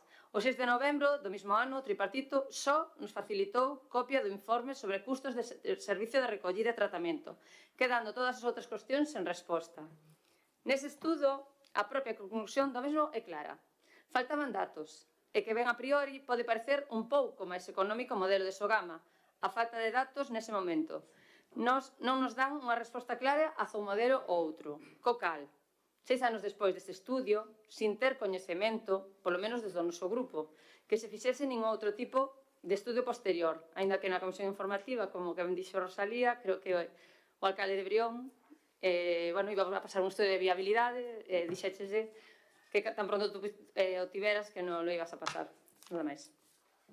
Moi ben, moitas gracias. Bueno, antes de nada, recordar cal é o punto, O punto é a aprobación das novas cotas pola continuidade na prestación do servizo da recollida e aprobar as cotas, vale? Pero xa que seguimos, eu aclarar unha serie de cousas. O precio sempre foi máis barato nos inicios e cando nós, porque nós non os, repito, non somos socios e sempre foi máis barato para o Concello de Ames e nos estudios non daban así, ademais, seguindo da maneira na que estábamos, non sendo socios e seguindo na situación que estábamos, sempre era máis barato que leválo a Sogama, independientemente que despois cada un estivésemos a favor dun sistema ou doutro. Naquele momento é certo que o sistema funcionaba, sobre todo porque había un verteleiro. Agora non vai, e agora incrementa o custo totalmente de todo, e ademais o que indica todo é que non o vai haber tampouco, porque non se cumplen agora as medidas, según indican, o traslado de información que nos trasladan das reunións. Non vai haber autorización por parte do Medio Ambiente para facer un novo verteleiro. A parte que hai problemas con Rois, que é unha das partes onde se quere colocar o verteleiro. De todas formas, tamén lle vou dicir unha cousa, na Mancomunidade de Serra do Barbanza están representados todos os grupos políticos, non só os concellos. Os concellos están representados, os que teñen son socios, lóxicamente teñen representación, pero tamén teñen representación con voz e voto, representantes do Partido Popular, do Bloque Nacionalista Galego, do Partido Socialista e do Grupo Noia. Co cal, todos ustedes teñen información, ou deben de tela, se a queren ter, do que se fala ali, do que ali se decide. Pero eu volvo a explicar o que dicía ao principio, e, aclarar, sobre todo, Luísa, que non é unha prestación do servicio. Nós agora non estamos decidindo eso, estamos decidindo as cuotas ou da prestación do servicio. Xo decidiremos cando haxe que decidilo, porque ademais, se decidimos cambiar ou non, teremos que ir a pleno e votalo aquí, se se fai con Sogama ou con outra alternativa que hai, que agora mesmo descoñezo que haxa calquer outro sistema alternativo ao de Sogama. E tampouco nunca se prorrogou o contrato, non está prorrogado o contrato agora mesmo, un contrato de servicios con FCC, da Mancomunidade con FCC, non prorrogado. O problema de que suba precisamente é porque non se prorrogou e co cal están aplicando os precios que teñen que aplicar agora, se non aplicarían os anteriores. Eu poñer en contexto o que dicía antes. Nós agora mesmo vamos a pagar 2 millóns, que non as tarifas agora mesmo tamén son provisionais e así se aprobaron. Son provisionais as que pasaron 2 semestres, o sea, 2 trimestres, un semestre en total, pero nós o que facemos é a estimación a final. Parece ser, según nos din, que Ecoembes, por exemplo, vai a pagar 1 millón e algo máis de euros do que pagaba, do que estaba estimado no orzamento. Estaba estimado un ingreso de Ecoembes de medio millón de euros e agora din que van a pagar 1.900.000, co cal todo eso ao final vai ao cómputo global e se vai descantando das tarifas. Eu simplemente dicir que, e todos estamos de acordo neso, eu escoito aquí que non estamos a favor de subir impostos, calquer imposto que traemos non queremos subilo, comedores nos parece moito subir a algúns tramos 1 euro ao mes ou 3 euros ao mes a unha familia, nadie quere subir impostos, pero no tema do lixo hai algo moi importante, que a partir do mes de abril do ano que ven, cada usuario ten que pagar polo que produce. E o servicio non pode ser deficitario. Nós agora mesmo estamos recaudando, que estaba consultando coa tesoreira, en torno a 1.200.000 euros. E vamos a pagar 2.900.000. Co cal, se seguimos así, non vamos a asumir o Concello. Vamos a ter que subir, sí ou sí, porque o día lei. Co cal, eu vou a decir así, vou a ser moi pragmático, ou moi práctico incluso. Eu, se teño que escoller entre que un veciño de Ames pague 100 euros ou 150 euros ao ano de recollida de lixo ou pague 300, non teñan dudas de que vou a preferir que pague 150. Non teñan dudas. Ustedes seguramente non, porque como son máis así e tal, e non queren que subamos impostos nin nada deso, pois, bueno, é outra cousa. Pero eu teño claro, hai un cambio normativo importante, onde vamos a ter que facer unhas novas ordenanzas fiscais, ordenanzas de recollida, unha ordenanza de recollida do lixo, que xa veremos tamén aí como se vai bonificando en función do que haxa. E rematar co tema da auditoría. Nos a auditoría non lle podemos trasladar porque ainda non nos trasladaron a nós. Cando nos teñamos a auditoría, nos convocan unha reunión, nos explican ali a auditoría, entonces será ali onde coñeceremos os datos que dá esa auditoría e que nos dirá se a mancomunidade é viable ou non é viable, ou é viable en función de que sistema se colla. O que temos claro todos agora, seguro que todos os que estamos aquí, que é o servicio máis caro que hai e que, ademais, non cumpre a normativa. Iso é o que temos todos claro agora mesmo. Co cal, ainda que aprobamos simplemente as cuotas hoxe, bueno, simplemente non, bastante é aprobar un incremento de medio millón de euros nesta cuota que metemos agora, bueno, eu, sin duda, en función do que diga esa auditoría e do que nos diga na reunión que haxa, convocaremos unha reunión cos portavoces dos grupos municipais e cos técnicos municipais para valorar a situación que hai. Abrimos unha segunda quenda. Luisa. Nada, simplemente ten que desculpar, pero na proposta da alcaldía a verdade é que pon acordar a continuidade na prestación do servizo para a mancomunidade, a aceptación das cuotas provisionales e do tal de crédito. Por eso falaba antes así. Ante esta situación que se nos plantexa, e como a mí non me gusta presumir do que non son, a verdade é que non me considero capacitada para decidir así a bote pronto cal é a mellor das opcións, polo tanto, quédome ca necesidade de sentarnos, de analizar as diferentes alternativas, ter ese estudio de costes, analizar ese estudio de viabilidade, ao mellor incluso encargar dentro do propio Concello que se adecue ás nosas necesidades e á nosa realidade, e despois, con todos esos datos en riba da mesa, decidir, lóxicamente, cal vai ser a mellor opción para, sempre tendo en conta os veciños e as veciñas, e como ben decía o alcalde, mirar, lóxicamente, entre cal a mellor prestación do servicio e, lóxicamente, que precios nos ofrecen e como repercutiría na cidadanía, ademais. Sí, bueno, primeiro quero puntualizar respecto do que o alcalde dixo de que a ningún nos gusta subir impostos. Dende o BNG non dixemos que estemos en contra de todas as subidas de impostos, senón ás veces de como se fan esas subidas de impostos. Creo que Carlos o explicou ben. Non estábamos en conta, que é o que se debateu antes da subida de comedores, se se fixera dunha maneira máis progresiva, pero non como se fixo. E ora xa centrándome no outro, ben, vostede di que actualmente a mancomunidade é o servicio máis caro e que non cumple ca normativa.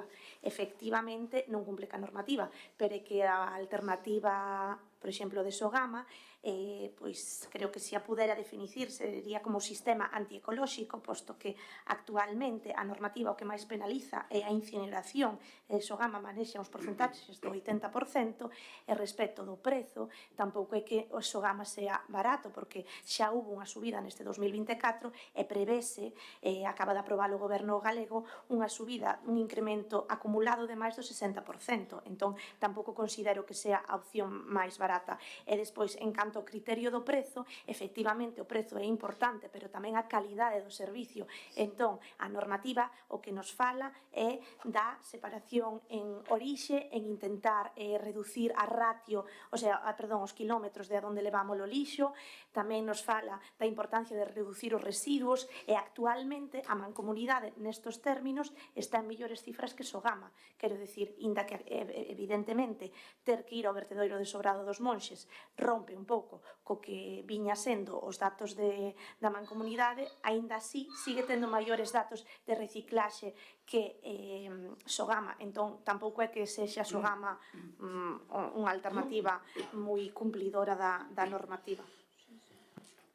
Moi ben, moitas gracias. Oliva? Empezo comentándolle, señor alcalde, que eu cando traio preparado un punto, normalmente intento facelo como ben podo. E se vostede primeiro expón o que quixo expoñer, creo que os demais tamén temos dereito. Se me permite aclarar, simplemente non ten por que darse por aludida, muller. Eu fixe unha reflexión xeral. Non, si, bueno, igual. Sigo. Bueno, para que vostede vexa que na actualidade, como vostede ben dixo, o Concello está pagando unha cota de 117.304,98 euros o mes, e que as novas cotas que traen hoxe a aprobación pasaríamos a pagar 243.677,03, o que supón máis do dobre. Pasamos de pagar o ano 1.404.659,76 euros a 2.924.124,36, o que supón pagar 1.516.464,6 euros máis o ano. Recordo ao Goberno que no ano 2023 o Concello recaudou 1.267.453,39 e a nova lei aprobada polo Goberno Central e que non contou co apoio do Partido Popular e que entra en vigor o 10 de abril do 2025 obriga a establecer unha nova taxa ou prestación patrimonial de carácter público non tributario polo servicio de recollida, transporte e tratamento de residuos que debe ser específica, diferenciada e non deficitaria, que permita implantar sistemas de pago por xeración.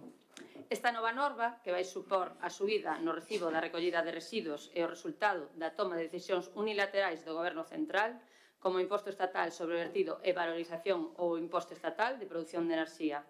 Estas medidas, ademais, non se sustentan, como di o Goberno Central, no cumprimento da Directiva 2018/851 de residuos, pois esta non obriga a establecer tasas nin impostos de lixo específicos. De feito, hai 18 Estados membros da Unión Europea que non o están a aplicar.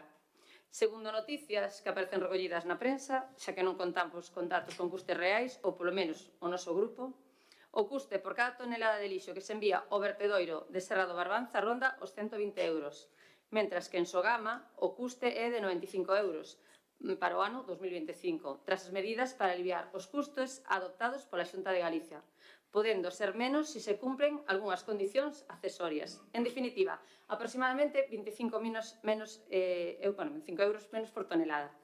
Creo que chegou o momento de poñer os datos reais encima da mesa e tomar decisións pensando no mellor para todos os nosos veciños e veciñas, co cal o noso voto vai ser na mesma liña de sempre, en contra. Moi ben, moitas gracias. Non se dé por aludida, mas, bueno, xa que estamos de refráns, direille que o que se pica ajos mastica. Co cal, vamos a ver, falando de impostos e falando de tasas, desde o ano 2015 que se puxo esta tasa actual, donde pagan, redondeando, 20 euros ao trimestre no rural e 10 euros ao trimestre no urbano, entenderán que levamos desde o 2015 sin actualizar. Hoxe en día, calquer concello da contorna ten unhas tasas bastante máis elevadas. Nós, ademais, agora estamos revisando bastantes documentos e propostas de modificación de ordenanza que están presentando noutros concellos, Santiago, Carballo, Ribeira, concellos da comarca, da contorna, e se están actualizando todos nunha cantidade importante. Que quero dicir con isto? Que queiramos ou non, vamos a ter que actualizar. E o problema, e asumo eu esa responsabilidade incluso, o teño que asumir, porque o problema de que o precio, o imposto da recollida de lixo non sexa actualizado, pois é culpa miña no tempo que me tocou e tamén como responsable no tempo que estuve no goberno. A verdad, ás veces pensamos que tendo os impostos máis baratos ou non subindo os impostos, que ao final co servicio vai a ser mellor e que os veciños van a estar máis contentos. E a realidade é, e o temos falado moitas veces, que o servicio que prestou FCC, xa non falo da Mancomunidade, falo de FCC no Concello de Ames, xa non entre os outros concellos, nunca foi o mellor. Lembremos, ademais, que houve bastantes problemas ca propia empresa cando facían folga encuberta cos camións que non funcionaban e nos deixaban salir. E, lóxicamente, o servicio, eu tamén o digo, se ao final os veciños teñen que pagar por un servicio máis cantidade, o que temos é que darlle un servicio de calidade. Non podemos pedirlle que paguen máis co mesmo servicio deficiente que se estaba prestando todo agora.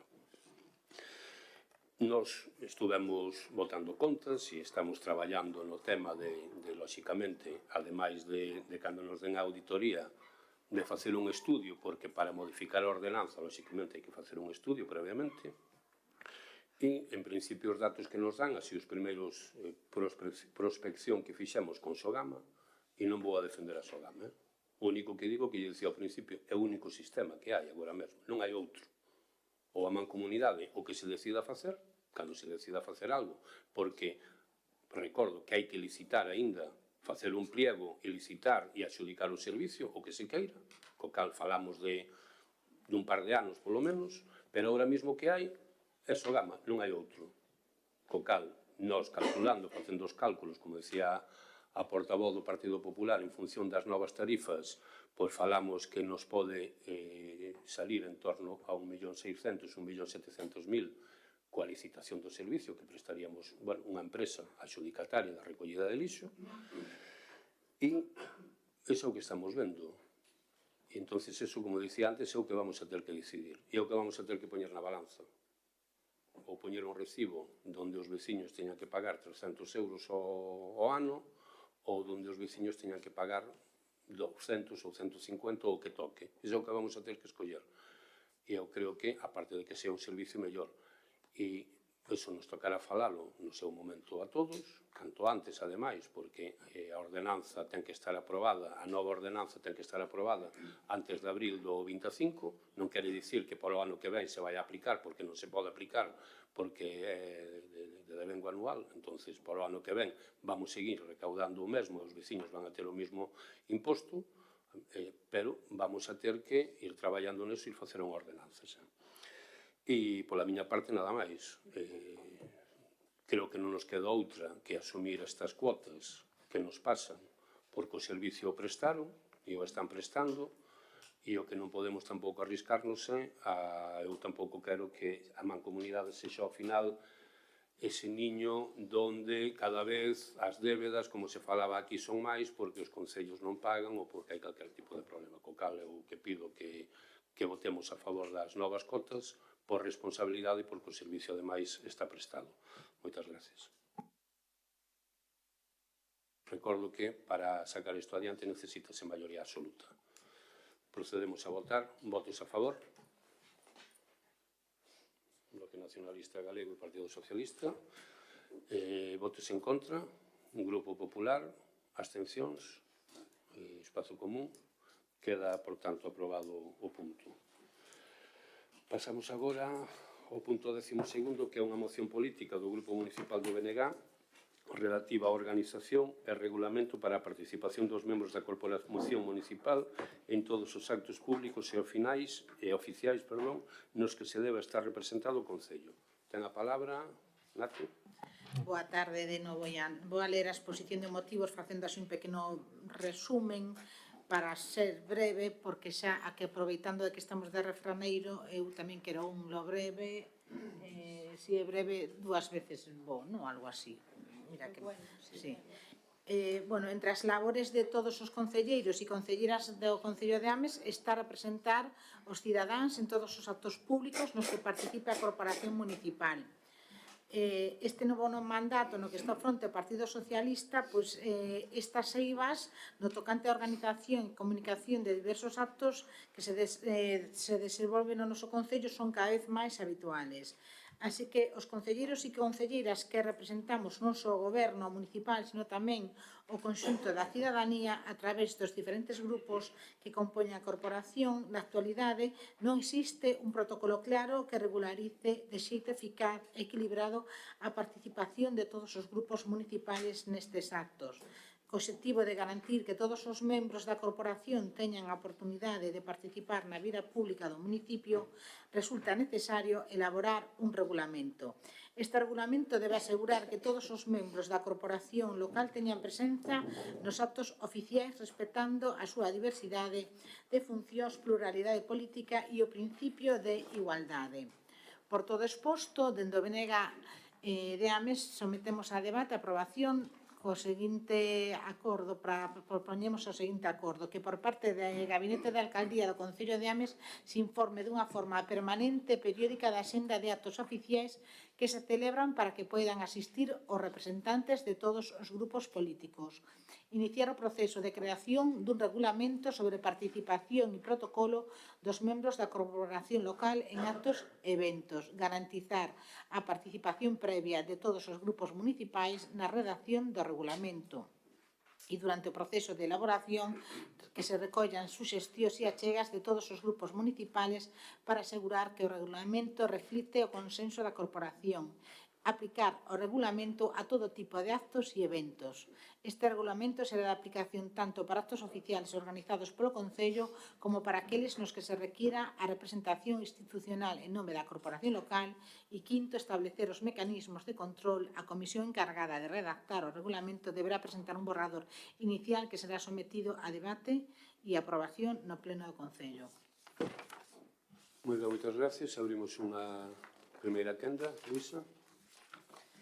Bueno, efectivamente, como pon na parte expositiva desta moción, por parte do Goberno vense tomando unha serie de decisións, vou a definilas como cambiantes ou erráticas. Primeiro se nos daba traslado de convites de algúns actos, despois pasouse a enviarnos unha xenda semanal con todos os actos, despois eso deixouse de facelo e voltouse novamente a enviar convite para determinados actos, ou incluso cando se lles preguntaba, se nos decía que eran actos abertos a toda a ciudadanía, polo cal calquera decidía se ir ou non, dándose situacións que a verdade tampouco sei moi ben como definiras, non? Si de paradóxicas ou que, xa que según o momento se decidía sobre a marcha si se lle daba turno de palabra a oposición ou non, si había entrega de trofeos, pois si nesa ocasión os concelleiros e concelleiras que estaban presentes pois subían a facer a entrega ou non. Entonces, si ben podo partir da idea de que efectivamente todos os actos que se fan por parte do Concello son actos públicos, polo cual podemos decidir libremente se vamos ou non.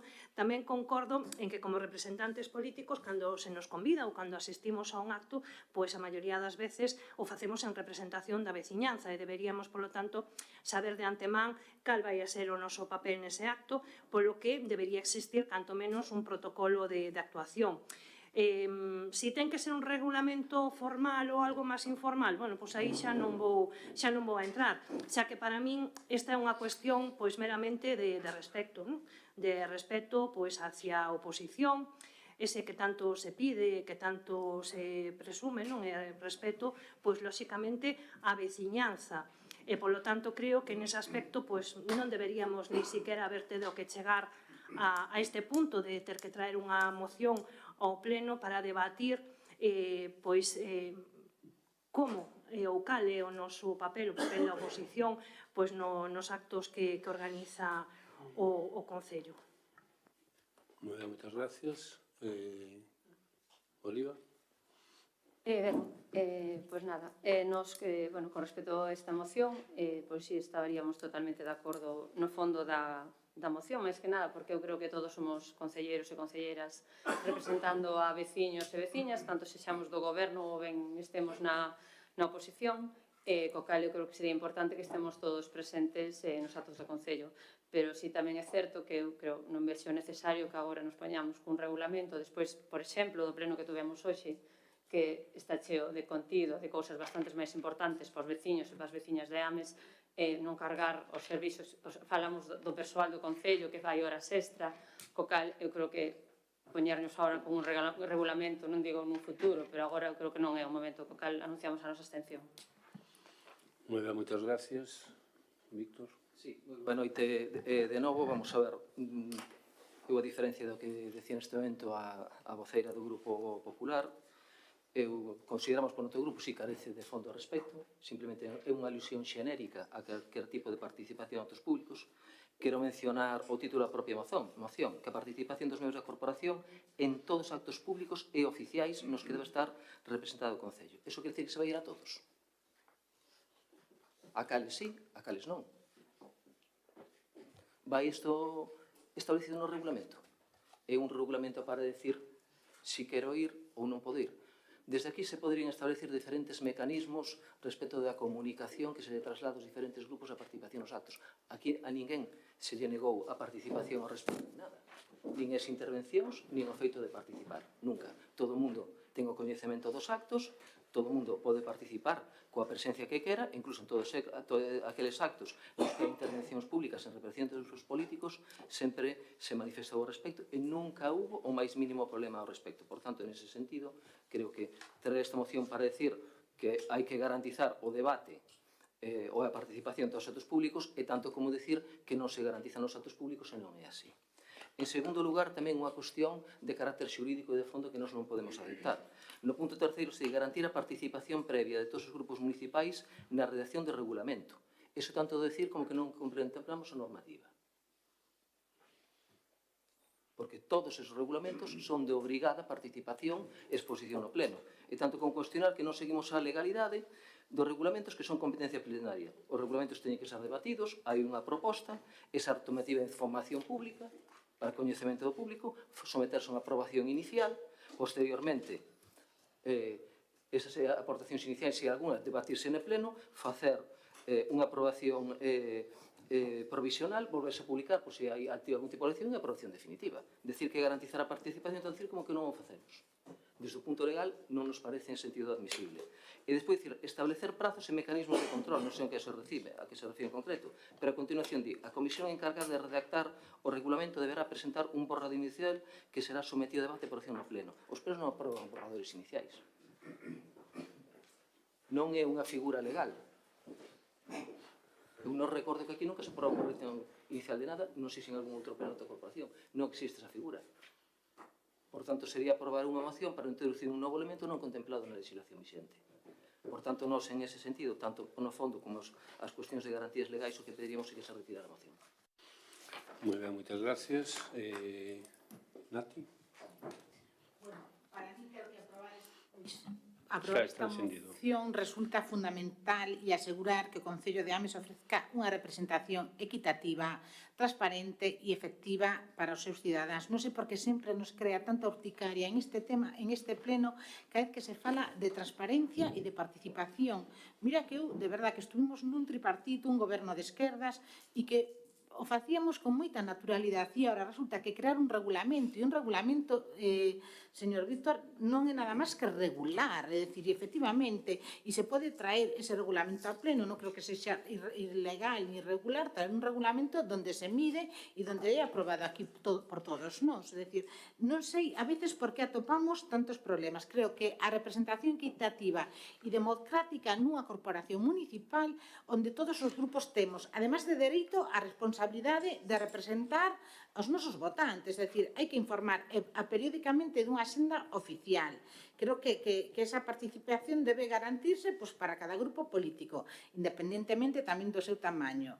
E iso, sobre todo, contribuye a un equilibrio democrático e a representar fielmente a pluralidade deste Concello en todos os actos oficiales. Non entendo por que non se fai. Claro, se o traemos aquí, igual pensamos que todo está ben. Non se fai. Sabemos que a veces non se convoca, a veces se convoca mal, a veces se convoca no día, como se os demás non tuvéssemos a axenda e estuvésemos aquí todos metidos nunha caixiña para cando se nos envía un correo ás 3 da tarde ou ás 12 do mediodía para aparecer unha hora despois en el acto que se nos convida. Creo que, además, é unha cuestión de transparencia e de mellora da organización, de transparencia institucional. A transparencia na organización dos eventos evita un risco de favoritismos e reforza tamén a confianza na cidadanía nos seus representantes. Sigo sin entender por que nos crea isto tanta dificultad.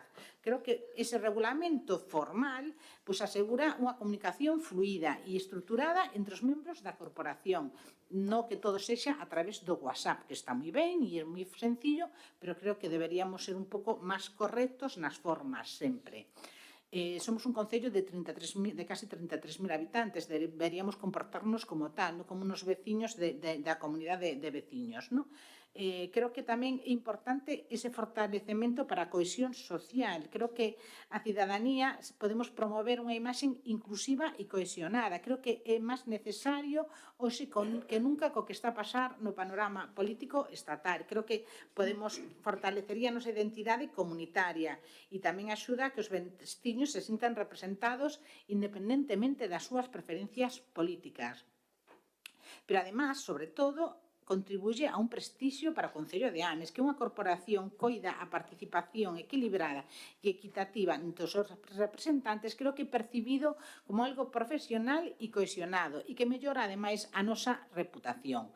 Polo tanto, creo que só fortalece a identidade local do Concello, senón que tamén nos posiciona positivamente como Concello. Polo tanto, creemos desde o BNG que a implementación deste regulamento non só é unha cuestión de organización interna, sino tamén un compromiso ca democracia, ca transparencia e ca cohesión no noso Concello, no Concello de Ames. Moitas grazas.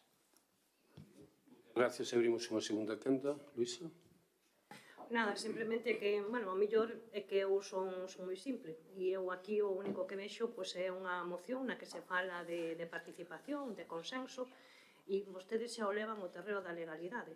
Eu, a verdade, insisto, isto solucionábase simplemente con respeto hacia a oposición e hacia a veciñanza que representamos, e, sobre todo, con planificación e con sentido común.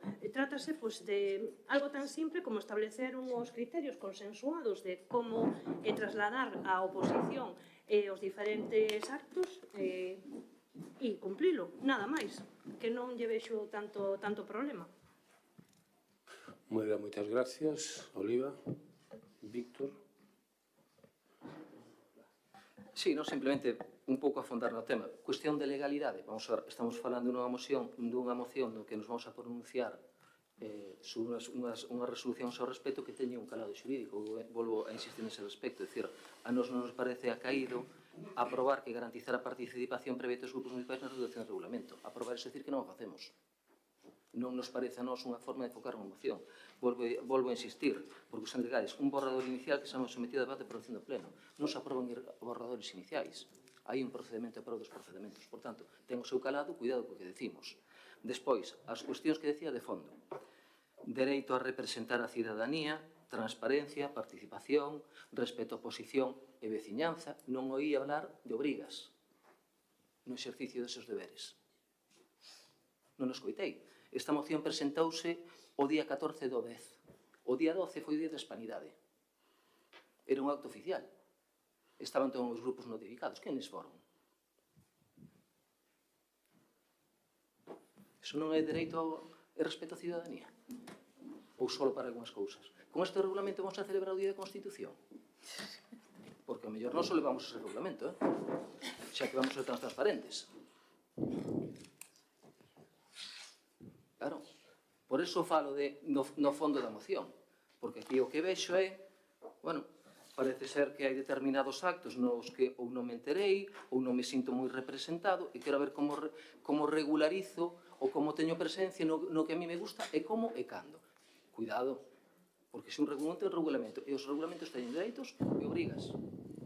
E hai moitos actos aos que nos asistimos que hai parte da corporación que non vai e non vou entrar a xulgalo. Pero sí que non vou admitir é que se nos diga que falta de transparencia e participación, porque non? É simplemente a responsabilidade e o dereito de cada un exerce. Volvo a decir, pola forma e polos propios feitos nos que vamos a pronunciar desde o punto de vista legal, volvo a insistir, non vamos a votar en contra desta moción, pero pido retirala, porque se aquí se pronuncia, nos pronunciamos en aspectos que creo que xurídicamente non sei como se vai justificar un borrador inicial en pleno. Gracias. Moi ben, moitas gracias, Nati. Bueno, señor Víctor, teremos dereito a decidir a que actos vamos e a que actos ven. Este regulamento non é para que nos obligue os concelleros vir a algúns actos sí e outros non. Eu intentei ser, na miña primeira intervención, o máis pulcra posible. Pero, dende logo, parece que non se pode ser de todo. Porque algunhas persoas veñen á política, sobre todo as institucións, a facer desto o seu fallado, enchendo de cousas rancias e pasadas de moda, e convertindo todo nun lugar oscuro e desagradable. Pois, despois de facernos preguntas como que nada sucede ao redor, despois nos preguntamos moitas cousas. Vamos a ver. Creo que este é un protocolo. Sabemos o que significa a palabra protocolo. Poñemos a palabra regulamento diante e aquí todos desvariamos. É un regulamento onde se dice, pois, cando se entregan premios deportivos, pois, os concelleiros da corporación estarán convidados. Cando se sacan fotos, los compañeros de la corporación de la oposición non se recortarán por los lados. É dicir, estamos falando de eso. Si temos que poñer un nombre e ser menos pulcros e poñer as cousas directamente, porque eso, Víctor, non está sucedendo e non sucedía antes. O sea, se nos recorta por los lados e por las esquinas. Non se nos busca, e hombre, non, porque este goberno parece que está máis preocupado por salir nunha foto que por cumprir cas súas encomendas de goberno, gastando máis cartos, que xa se comentou aquí varias veces en medios de comunicación, que cuidar a súa imaxe, esforzarse que este concello de máis de 30.000 habitantes funcione. Somos representantes públicos. Temos que ser exemplares, coherentes e facernos respetar e sentir orgullo pola nosa vocación de servicio público. Así que non me extraña que este regulamento de participación non lles guste. E que, claro, xa decía algunha vez que coincidín co alcalde falando de protocolo, que ele é moi campechano. Hombre, non sei, para non gustarlle, estou falando de protocolo, vale? O que pasa é que aquí acabamos falando de regulamentos e nos ponemos todos moi juristas e moi jurídicos. Non, protocolo é o que queremos traer aquí con esta moción. Eu creo que se entende perfectamente e podemos buscar e darlle voltas. Decir, o alcalde que sempre decía de que ele le dá un pouco que é moi campechano, que el protocolo da igual, sempre se pon no centro como alcalde, verdad? Non se pon nas esquinas, dicir, cousa que respeto e que me parece ben e creo que ten que ser así, que todos debemos saber cal é o noso lugar cando vimos os actos. Dicir, cando veño de concelleira, pois me porei nunha esquina porque non son concelleira da oposición e os concelleiros de turno de goberno terán que ter ese protagonismo. E creo que se trata de eso e non que teñamos que pegarnos codazos para ver quen sale en la foto. Se trata de que cando hai entregas de premios que sepamos de antemao quen vai a dar os premios, sino que estemos ali e que parezca unha subasta dun mercado. É dicir, creo que se trata de eso, señor Víctor, non se trata de nada máis e que fagamos un regulamento e que podemos traer, como traemos moitísimas outras cousas, a pleno e nada máis, é dicir, montar unha comisión, como temos a comisión do Código Ético e temos 400.000 comisións que pasan tamén por este pleno. Simplemente eso. De non caciquear, porque, claro, aquí presumimos moito de que non nos gusta, pero eso chamase caciquismo, cando unos sí, unas veces sí e outras veces non. Vale, e eu entendo que esta moción non lles guste, pero fijadevos que esta moción é copiada tal cual do grupo municipal do PSOE da Laracha. Vale, que tamén están moi incómodos con o que fan outros partidos, co cual non traemos nada a este pleno que os seus compañeiros non levaran a outro. Por a miña parte, remato. Moitas gracias. Moi ben, moitas gracias. Por alusión, simplemente, non a que sea campechano. Nunca protestei. Campechano era Juan Carlos. Dicían, non chego a ese nivel de campechanía como a del. Eu teño estado en actos, sendo alcalde no mandato pasado, en actos, me lembro algún, na Casa de Cultura de Bertamiráns, e estar sentado arriba de todo.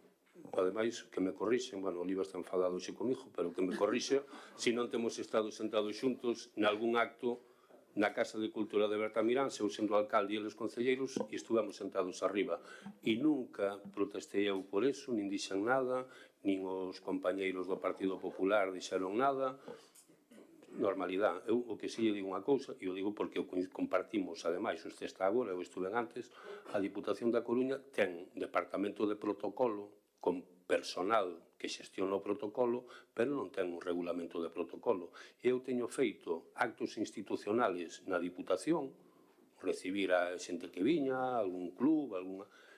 E nunca estuvo convidada a oposición, nunca. Bueno, ahora se convida, lle digo que ahora se convida. Foi cando marchei eu entonces. Foi ao marchar eu, foi cando empezaron a facelo. Pero ten un departamento de protocolo específico con personal que se dedica a eso. O Concello de Cervo, que son creo que 2.500 habitantes, tamén ten un departamento de protocolo, xa lle digo. Entonces, bueno, pois ao mellor o que deben de enfocar, perdón, a ver, déxeme, o que deben de enfocar a moción e pedir que haxa un departamento de protocolo, que se contrate xente para protocolo, non facer un regulamento. De todas formas, ademais, todos os grupos da oposición, igual que o grupo de goberno, teñen auxiliares ou administrativos, os cales tamén, a miña axenda, por exemplo, é pública, poden haber todos os días con anticipación, ademais, e moitas veces aquí se chama porque hai actos que hai ali, que aparecen ali.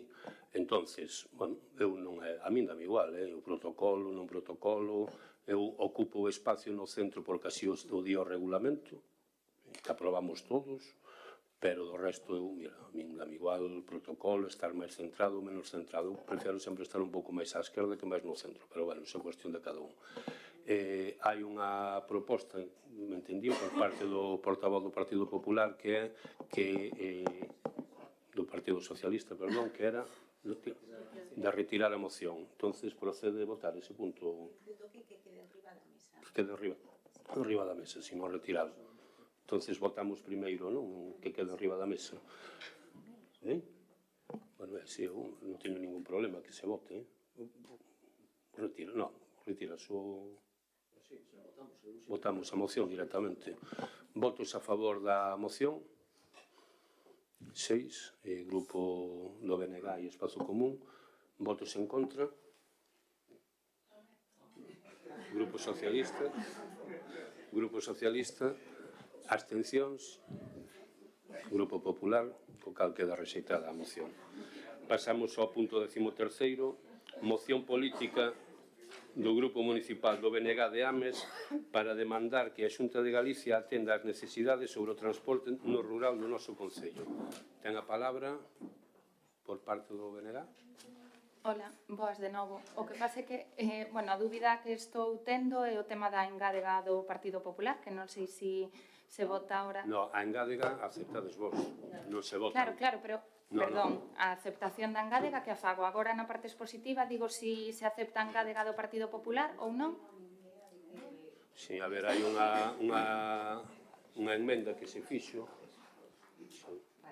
Entonces, eu creo... Sí, pero eu creo que o que procede é que ti defendas o punto, despois tamén o Partido Popular, cando lle toque, defende a enmenda que se fixo, e despois vos aceptades ou non. Bueno, eu, dado que hai así un pouco de pouca claridade, xa adianto, non pasa nada, que aceptamos a engádega do Partido Popular, vale?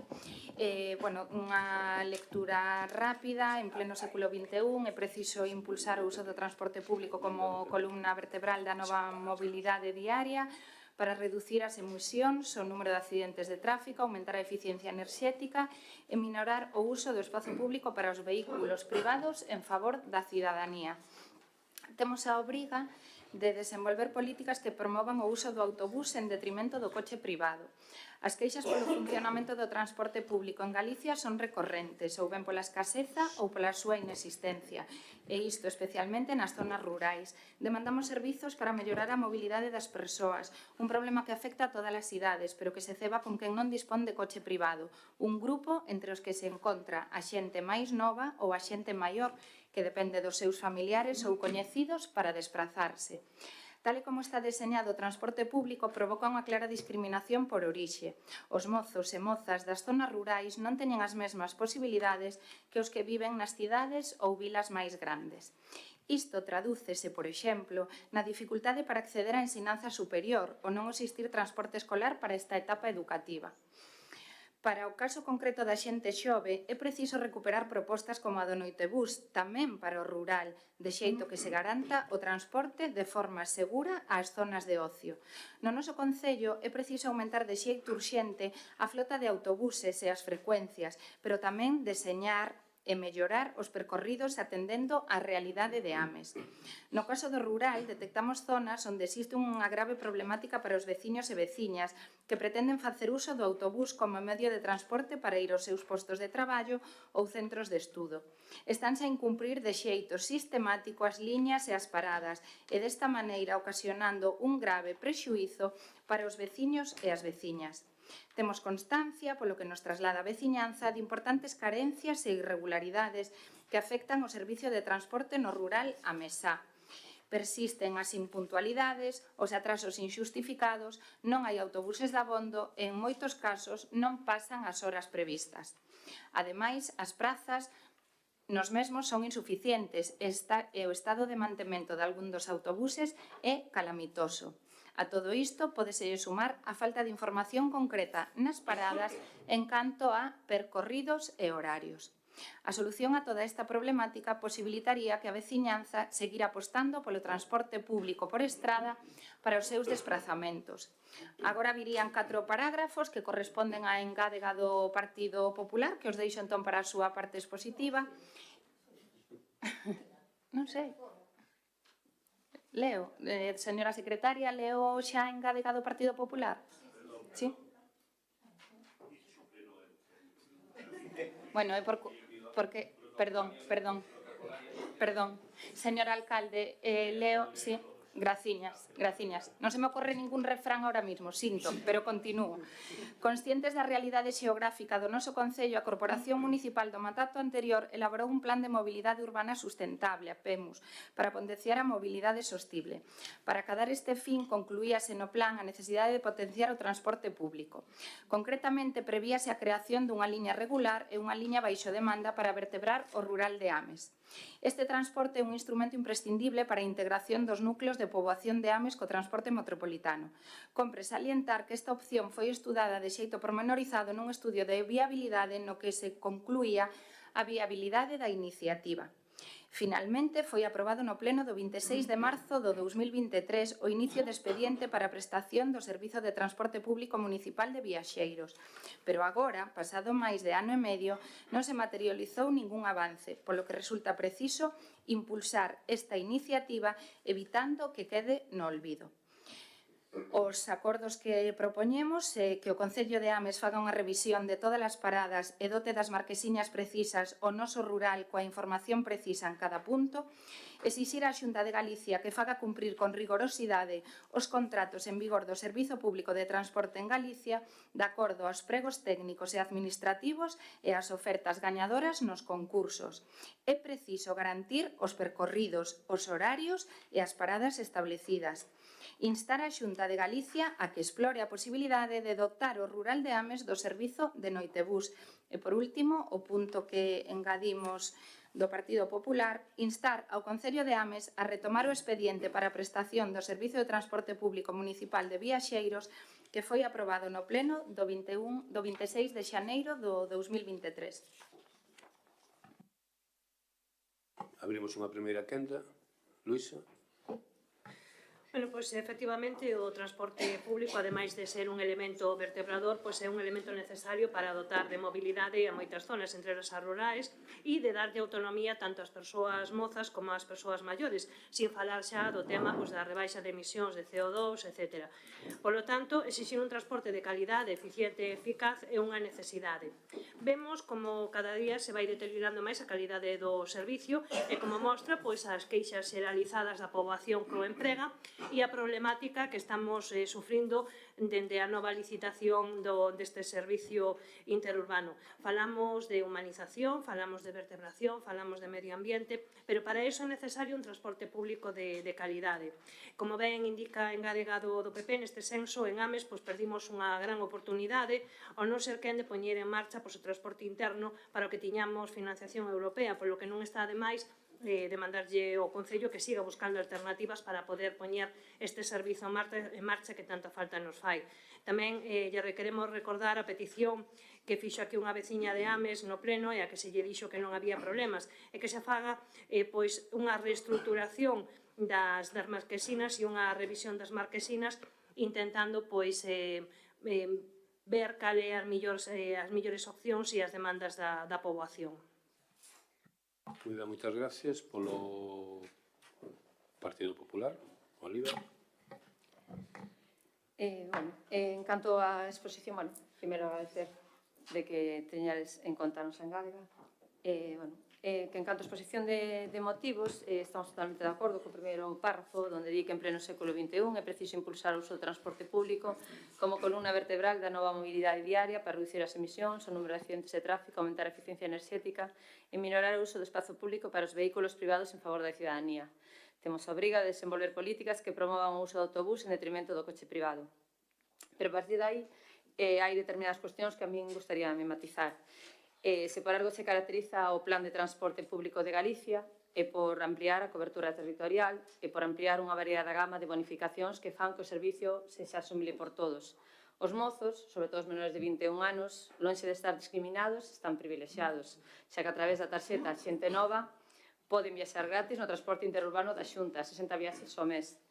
O servicio de autobús de competencia autonómica é moi flexible e o Goberno galego está sempre aberto a implantar cantas modificacións sexan pertinentes en aras de ofrecer, por suposto, un mellor servicio aos usuarios e usuarias.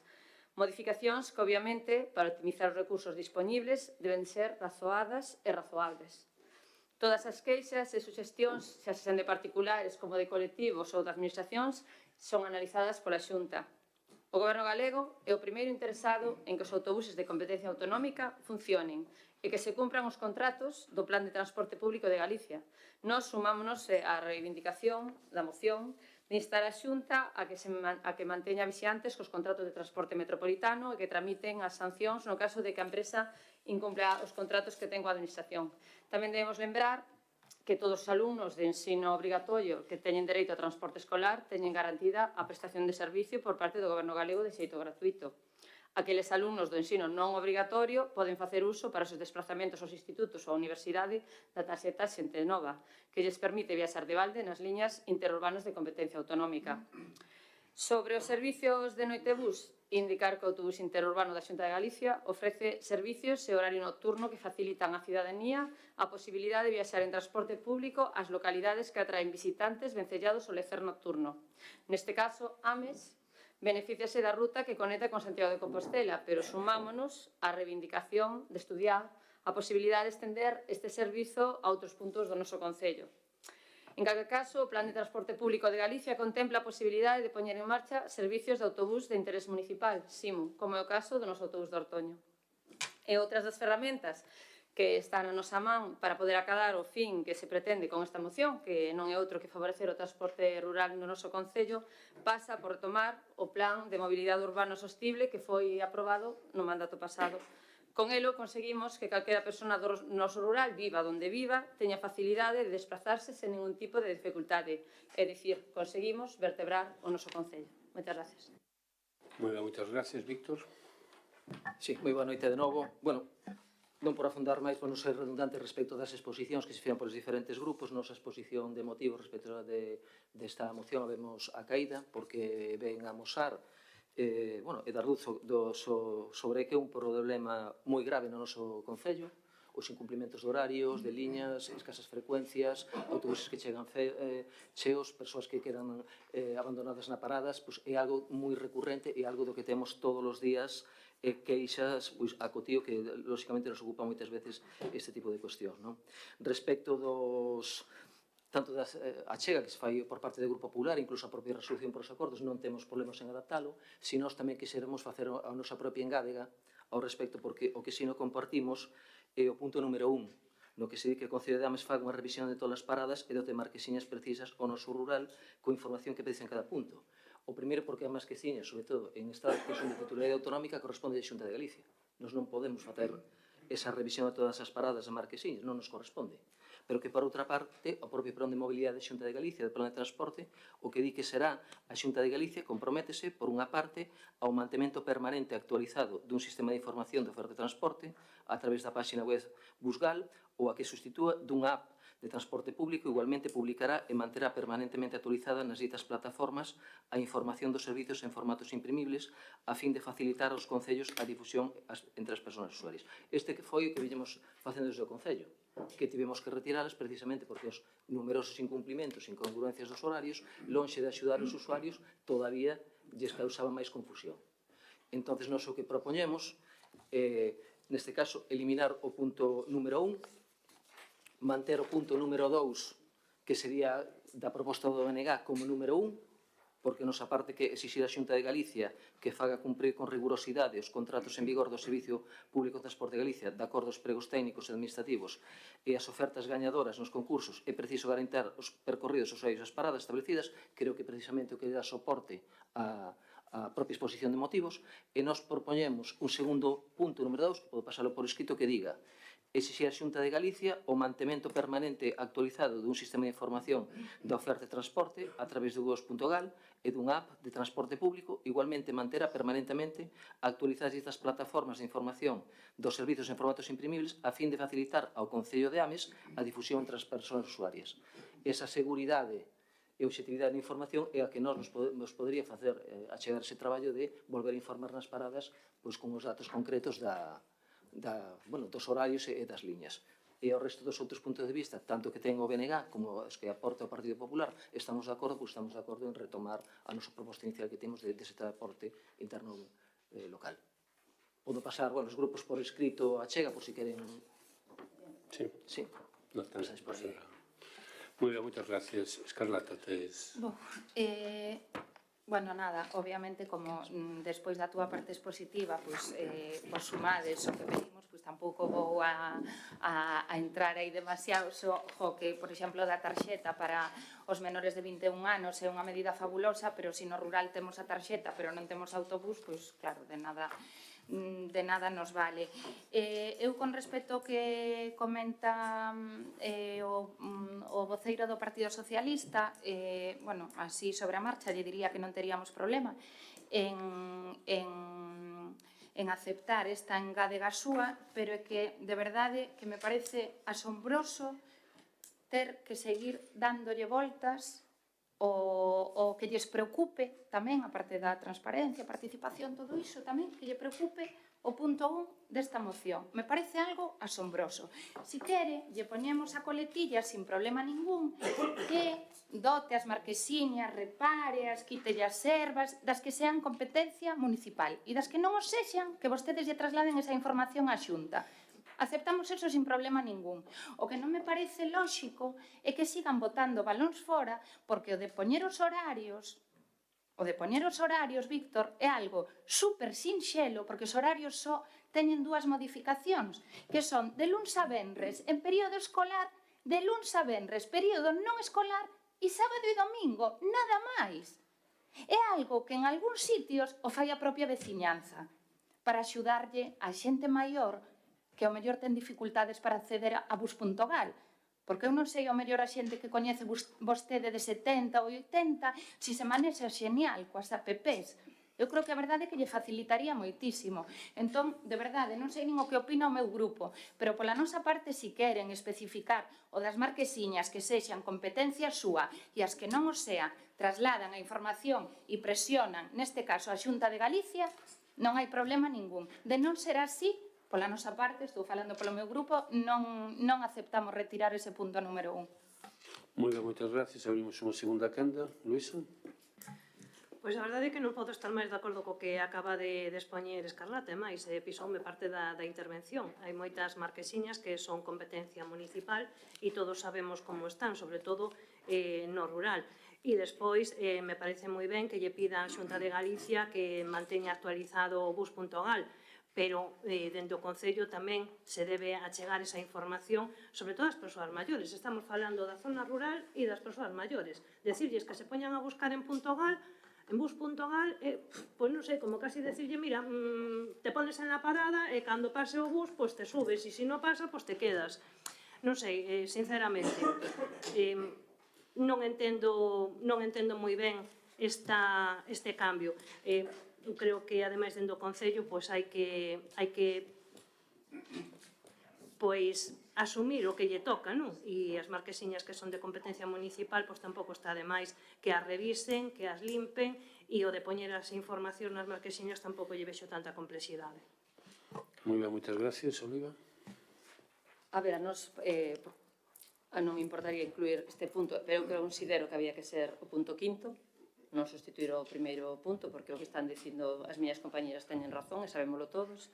E despois, con respecto ás paradas, con respecto á Xunta de Galicia, neste momento está en execución a mellora da accesibilidade e conectividade das paradas de bus situadas na rede de entradas de competencia autonómica nas rutas de acceso polo noroeste á cidade de Santiago. Esta actuación está financiada con fondos europeos, conta con preto de 2 millóns de orzamento, prevé a mellora de 64 paradas en 10 concellos entre os que se atopa Ames, e no que atinxe a renovación de marquesiñas, a Xunta entregou nos últimos anos ao Concello de Ames 11 marquesiñas. Nada máis. Víctor. Eu creo que ahora falamos de dúas cousas, creo que o mellor non fiquen de explicarme suficientemente ben. A marquesiña, como define a Xunta o refuxio, é o lugar de espera dos viaxeiros, pero o que aquí se trata nesta emoción e aparte na cuestión que fundamenta é dicir que o Concello de Ames faga unha revisión de todas as paradas e dote das marquesiñas precisa o noso rural con información precisa de cada punto. Ora, hai que desbrozalas. Bueno, desbrozamos. Pero volvo a decir, hai moitas marquesiñas que non son nosas. Nos ocupe o non espazo de mantemento. O importante desta cuestión que vemos aquí, que ten esta moción, onde se di que persisten as impuntualidades os astaros justificados e non autobuses de abondo, que é certo, porque nós todos os días que coñeza moita xente de 70, de 80, de 20, de 30, de 17, como por exemplo o meu fillo, que moitas veces teño que ir a recollelo eu porque non pasou o autobús, o que estamos dicindo aquí que como a Xunta é a que ten que facer o seguimento dos horarios concretos de empresa concesionaria, que nos des os horarios concretos e fixos e nós nos comprometemos a publicitalos, porque que non pode ser hasta agora que o que viña sucedendo que se pon que pasa a línea por X sitio ás 10 da mañá e o autobús non aparece. Eso todavía, perdón a expresión, cabre máis a xente. Eso que nós queremos evitar. Nos opoñemos nós a publicitar os horarios? Non. Nos soñemos a publicitar as liñas? Non. Pero, por favor, dennos a seguridade de que vai a pasar esa hora. É o que decimos e por eso desta moción. E que non lo ten que dar a Xunta, que é o que leva o transporte metropolitano, mas a empresa concesionaria. Eu teño aquí todo este documento de todas que se fixen no ese momento, co que vou a continuación agora, por exemplo, que non se poñen sensibles os grupos que estivemos no goberno, que saben que o temos debatido, todas estas líneas, cos diferentes líneas, os horarios e máis, tivemos que retiralo porque non era verdade. Temos intención de non volver a poñelo? Non. Se nos dan o que é correcto, poñemos. É o que di esta moción. E añadimos a desbrozadora. Gracias.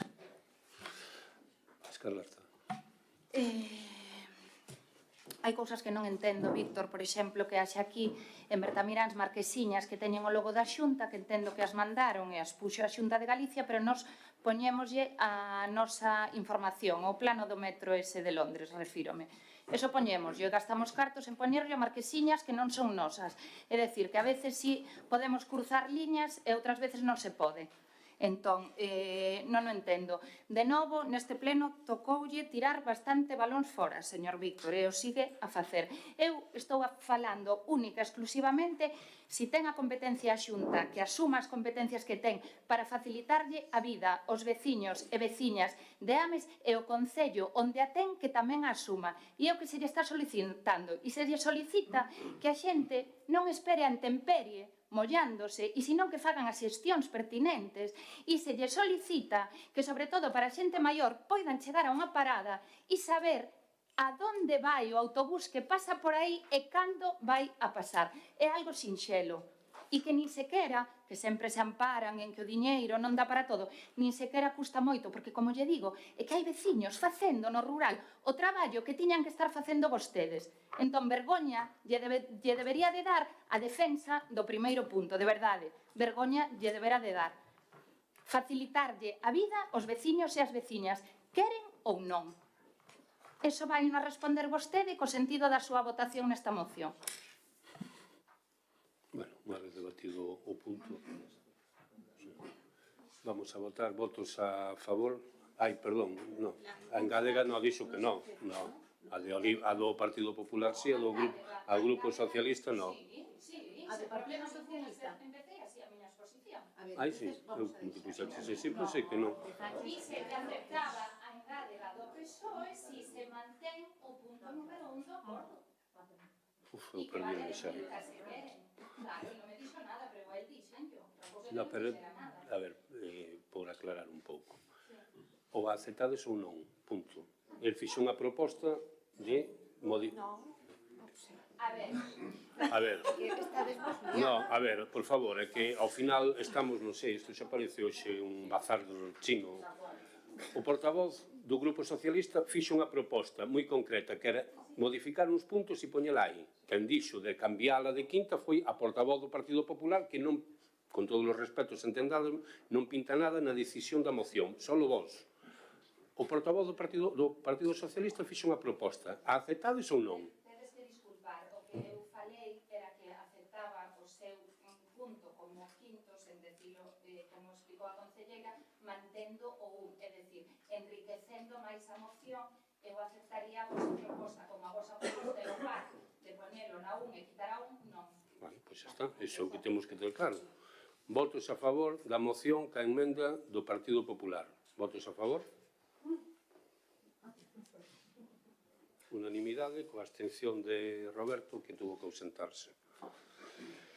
Moi ben, pasamos agora ao apartado de rogos e preguntas. Xa está votado. Rogos, Luísa.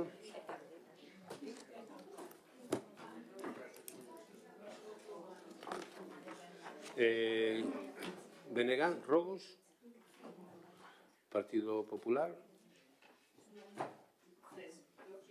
2-1. Moi ben. Luís. Nada, eu rogaríalle que se iniciasen os trámites para a solicitude de cambio da marquesina no lugar de raíces, tal e como se acordou cando Lita veu a facer a intervención cidadana no pleno para solicitalo. Moitas gracias. Nati? Rogaría que, xa que estamos en novembro e quedan 2 meses para rematar o ano, para seguir cumprindo co tema de regulamento de cultura, de sectorial de cultura, que se convoque de novo os membros do pleno para poder seguir facendo a última sesión do último semestre, tal e como corresponde según o regulamento do Consello Sectorial da Cultura. Perdona. Eu rogo que, por favor, se estude a problemática que hai no aparcadoiro da Casa da Cultura de Bertamiráns. Bueno, o aparcadoiro, a zona que está diante, onde están esas raíces das árbores, dificultando tantísimo poder aparcar ali coa necesidade de aparcamento que temos neste núcleo. Moitas gracias. Moitas gracias. Alexandre? Boa noite de novo. Eu repito un rogo que fixen no pleno de xaneiro dirixida a Concelleira de Servizos Sociais, que se active a mesa local de coordinación interinstitucional contra a violencia de xénero, como ten feito o goberno do BNG en Santiago de Compostela. Xa está activada, xa houve unha reunión. Sí. Hai dúas mesas, unha é a de violencia de xénero do goberno que é pola delegación do goberno, e outra é a mesa interinstitucional de violencia de xénero, que é a que solicita o BNG, que esa foi impulsada por a Xunta. Rosalía, anota o meu rogo O meu rogo, trasladamos veciños de Agrón, é que, según me comentan, no campo de fútbol de Agrón levouse refugallo variado dunhas obras que se realizaron ali, entonces rogo que se retire, por favor, do campo de fútbol estes restos das obras. Moitas gracias, Carlos. Quería rogarlle ao Concello que se actualicen as instalacións deportivas, como, por exemplo, facer vestuarios na Casa da Cultura ou solucionar as carencias que se trasladaron tantas veces no Consello de Deportes, buscando solucións a corto ou medio prazo para mellorar a infraestructura deportiva do Concello. Moitas gracias. Ana? Rogamos que se acondicionen as xardineiras existentes na rúa Rueiro que dende que se puxeron están a erva. Na rúa, perdón? Rueiro. Outro, a limpeza do cruceiro situado na Praza da Maía e as mamparas antigas que están situadas na Avenida da Maía. As mamparas antigas que rodean os colectores do lixo, situadas na Avenida da Maía. Moitas gracias, Oliva. Bueno, un correo e outros son máis ben audios sobre a Rúa Agrelo. Paso a ler primeiro o mensaxe. Hola, soy dueño de una vivienda en calle Agrelo. Quería expresar mi malestar por el caos en la misma calle. En la salida del garaje hay que hacer 3 maniobras para salir, para no tocar la valla de plástico ni rascar contra el bordillo de la acera, que por cierto la rasqué al salir. Luego los coches que se meten sin ir al garaje se forman un embudo porque es imposible realizar el cambio de sentido. Cuando te cruzas con un coche te tienes que subir a la acera sin antes rascar la llanta y el neumático para poder salir del embotellamiento. Una vez finalizada la obra de la vergüenza hay que dar el rodeo al centro de Bertamiráns para salir del pueblo ocasionando atascos, pérdida de tiempo y la contaminación. Y ya no hablemos para aparcar, imposible aparcar en todo Bertamiráns. Los familiares cuando vienen a visitarnos no hay aparcamientos. Lo que dicen los mandatarios, usar el bus, otra vergüenza, llenos de la Rosa a Bertamiráns. Caos total. Esperar una hora para regresar a casa. Me gustaría que trasladarais mi queja a los mandatarios de AMES. Un saludo.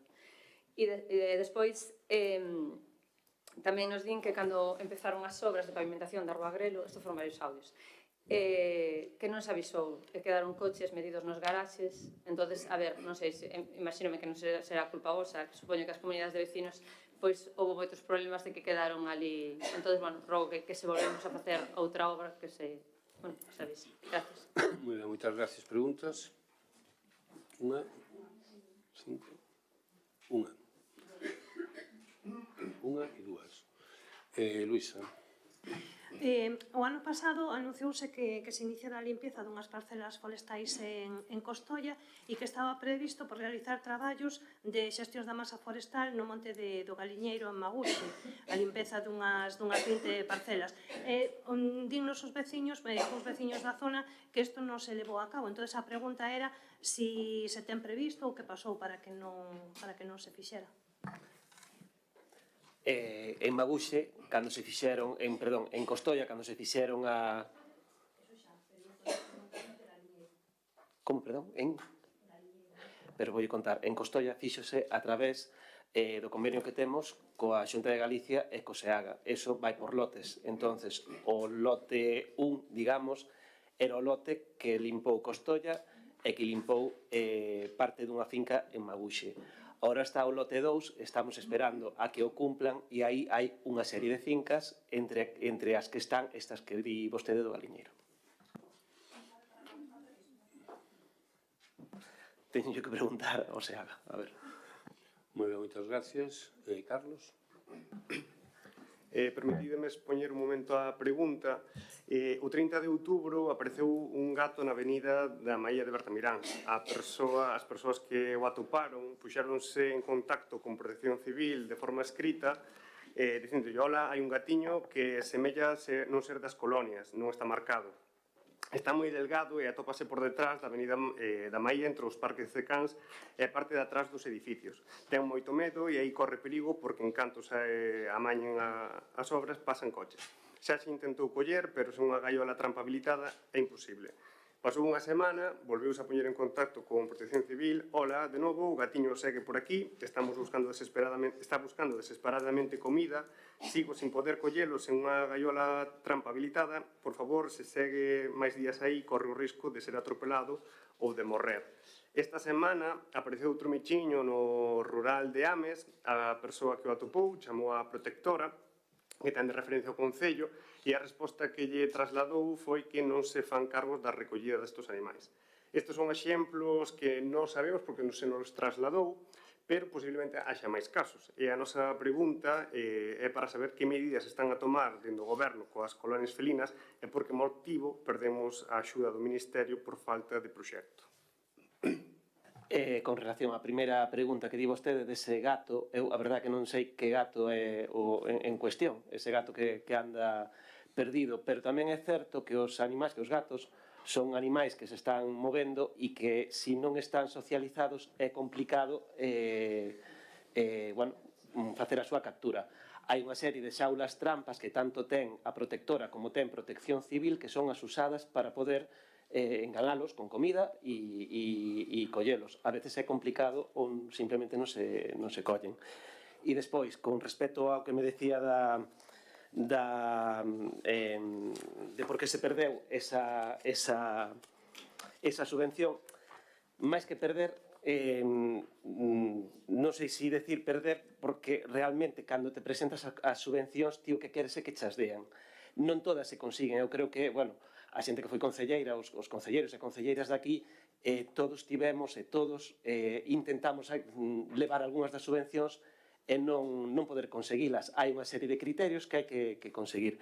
Neste caso, leolle textualmente, el Ayuntamiento, neste caso o Concello de Ames, o que se refire, porque cal é a causa de exclusión, el Ayuntamiento, incluídos en el proyecto, no acreditan disponer de programa de gestión ética de colonias felinas aprobado con anterioridad a la fecha de presentación de las solicitudes. Ese programa tiña que estar feito fai anos, porque no ano 2018, cando se empezaron a formar as colonias felinas, fíxose un convenio con unha asociación que xa non existe, que era SOS Animalia. Esa asociación, para crear ese convenio, hubo que facer un protocolo. Dentro dese protocolo había un programa de actuación. Ese convenio, no momento que desapareceu SOS Animalia, pasou, é dicir, ese protocolo e ese programa pasou a ser a levalo o Refuxio de Cambados. A única diferencia que había con ese proxecto primixenio o que despois levou o Refuxio de Cambados foi que pasou de ser un método CES de captura esterilización e solta a ser captura, esterilización e retorno. Foi ese o único cambio. Que pasou? Aprobouse, non se aprobou en prazo, según eles, pero estaba aprobado. Volvemos a reaprobalo agora en Xunta de Goberno e, foi unha das causas, foi a única causa da exclusión. Moitas gracias, Rosalía. Ben, a miña pregunta é para o Concelleiro de Obras, é sobre unha pregunta que xa lle fixen por escrito sobre a estrada que conecta Covas con Pousada. No seu día, el contestoume que esta actuación se iba a facer co remanente de tesourería, hoxe veo aquí o remanente de tesourería e a actuación non ven. Lembremos que esta obra xa estaba prometida no mandato pasado, a veciñanza tanto de Covas como de Pousada, despois vostedes deciden non realizar a actuación e a miña pregunta é: xa que se iba a facer co remanente de tesourería e vexo que non se vai a facer, se o Goberno ten pensado facelo neste exercicio e no caso de que a resposta sexa que non, se o ten pensado meter nos orzamentos do ano que ven. É unha obra que se vai facer neste mandato e non se meteu co remanente de tesourería porque é unha obra que vamos a mellorar. Ibas a facer só o asfaltado Capeáns Pousada e agora vais a meter tubaxes por unha marcha e vai facer unha senda e unha parte que quedaba sin meter. Moitas gracias. Boa noite de novo. A pregunta para a Concelleira de Deportes: se teñen constancia das queixas dos pais e nais das escolas deportivas sobre o material e roupa que se lles provee nestas escolas. Digo porque nós temos constancia de, por un caso, de nenos de 9 anos que lle están dando, por exemplo, pantalóns tallados para xente de 16. Obrigado. Pois teño que decirlle que non temos conocimiento. De todas maneiras, mañan preguntarei, porque nos a roupa o que compramos son petos que son, por exemplo, para baloncesto, para repartir os nenos en distintos equipos cando están xogando, pero da roupa preguntarei e o tema do material, pois se hai que repoñer algún, pois xa se fará. Gracias. Moitas gracias, Escarlata. Ola, boa. A miña pregunta é para a Concelleira de Educación.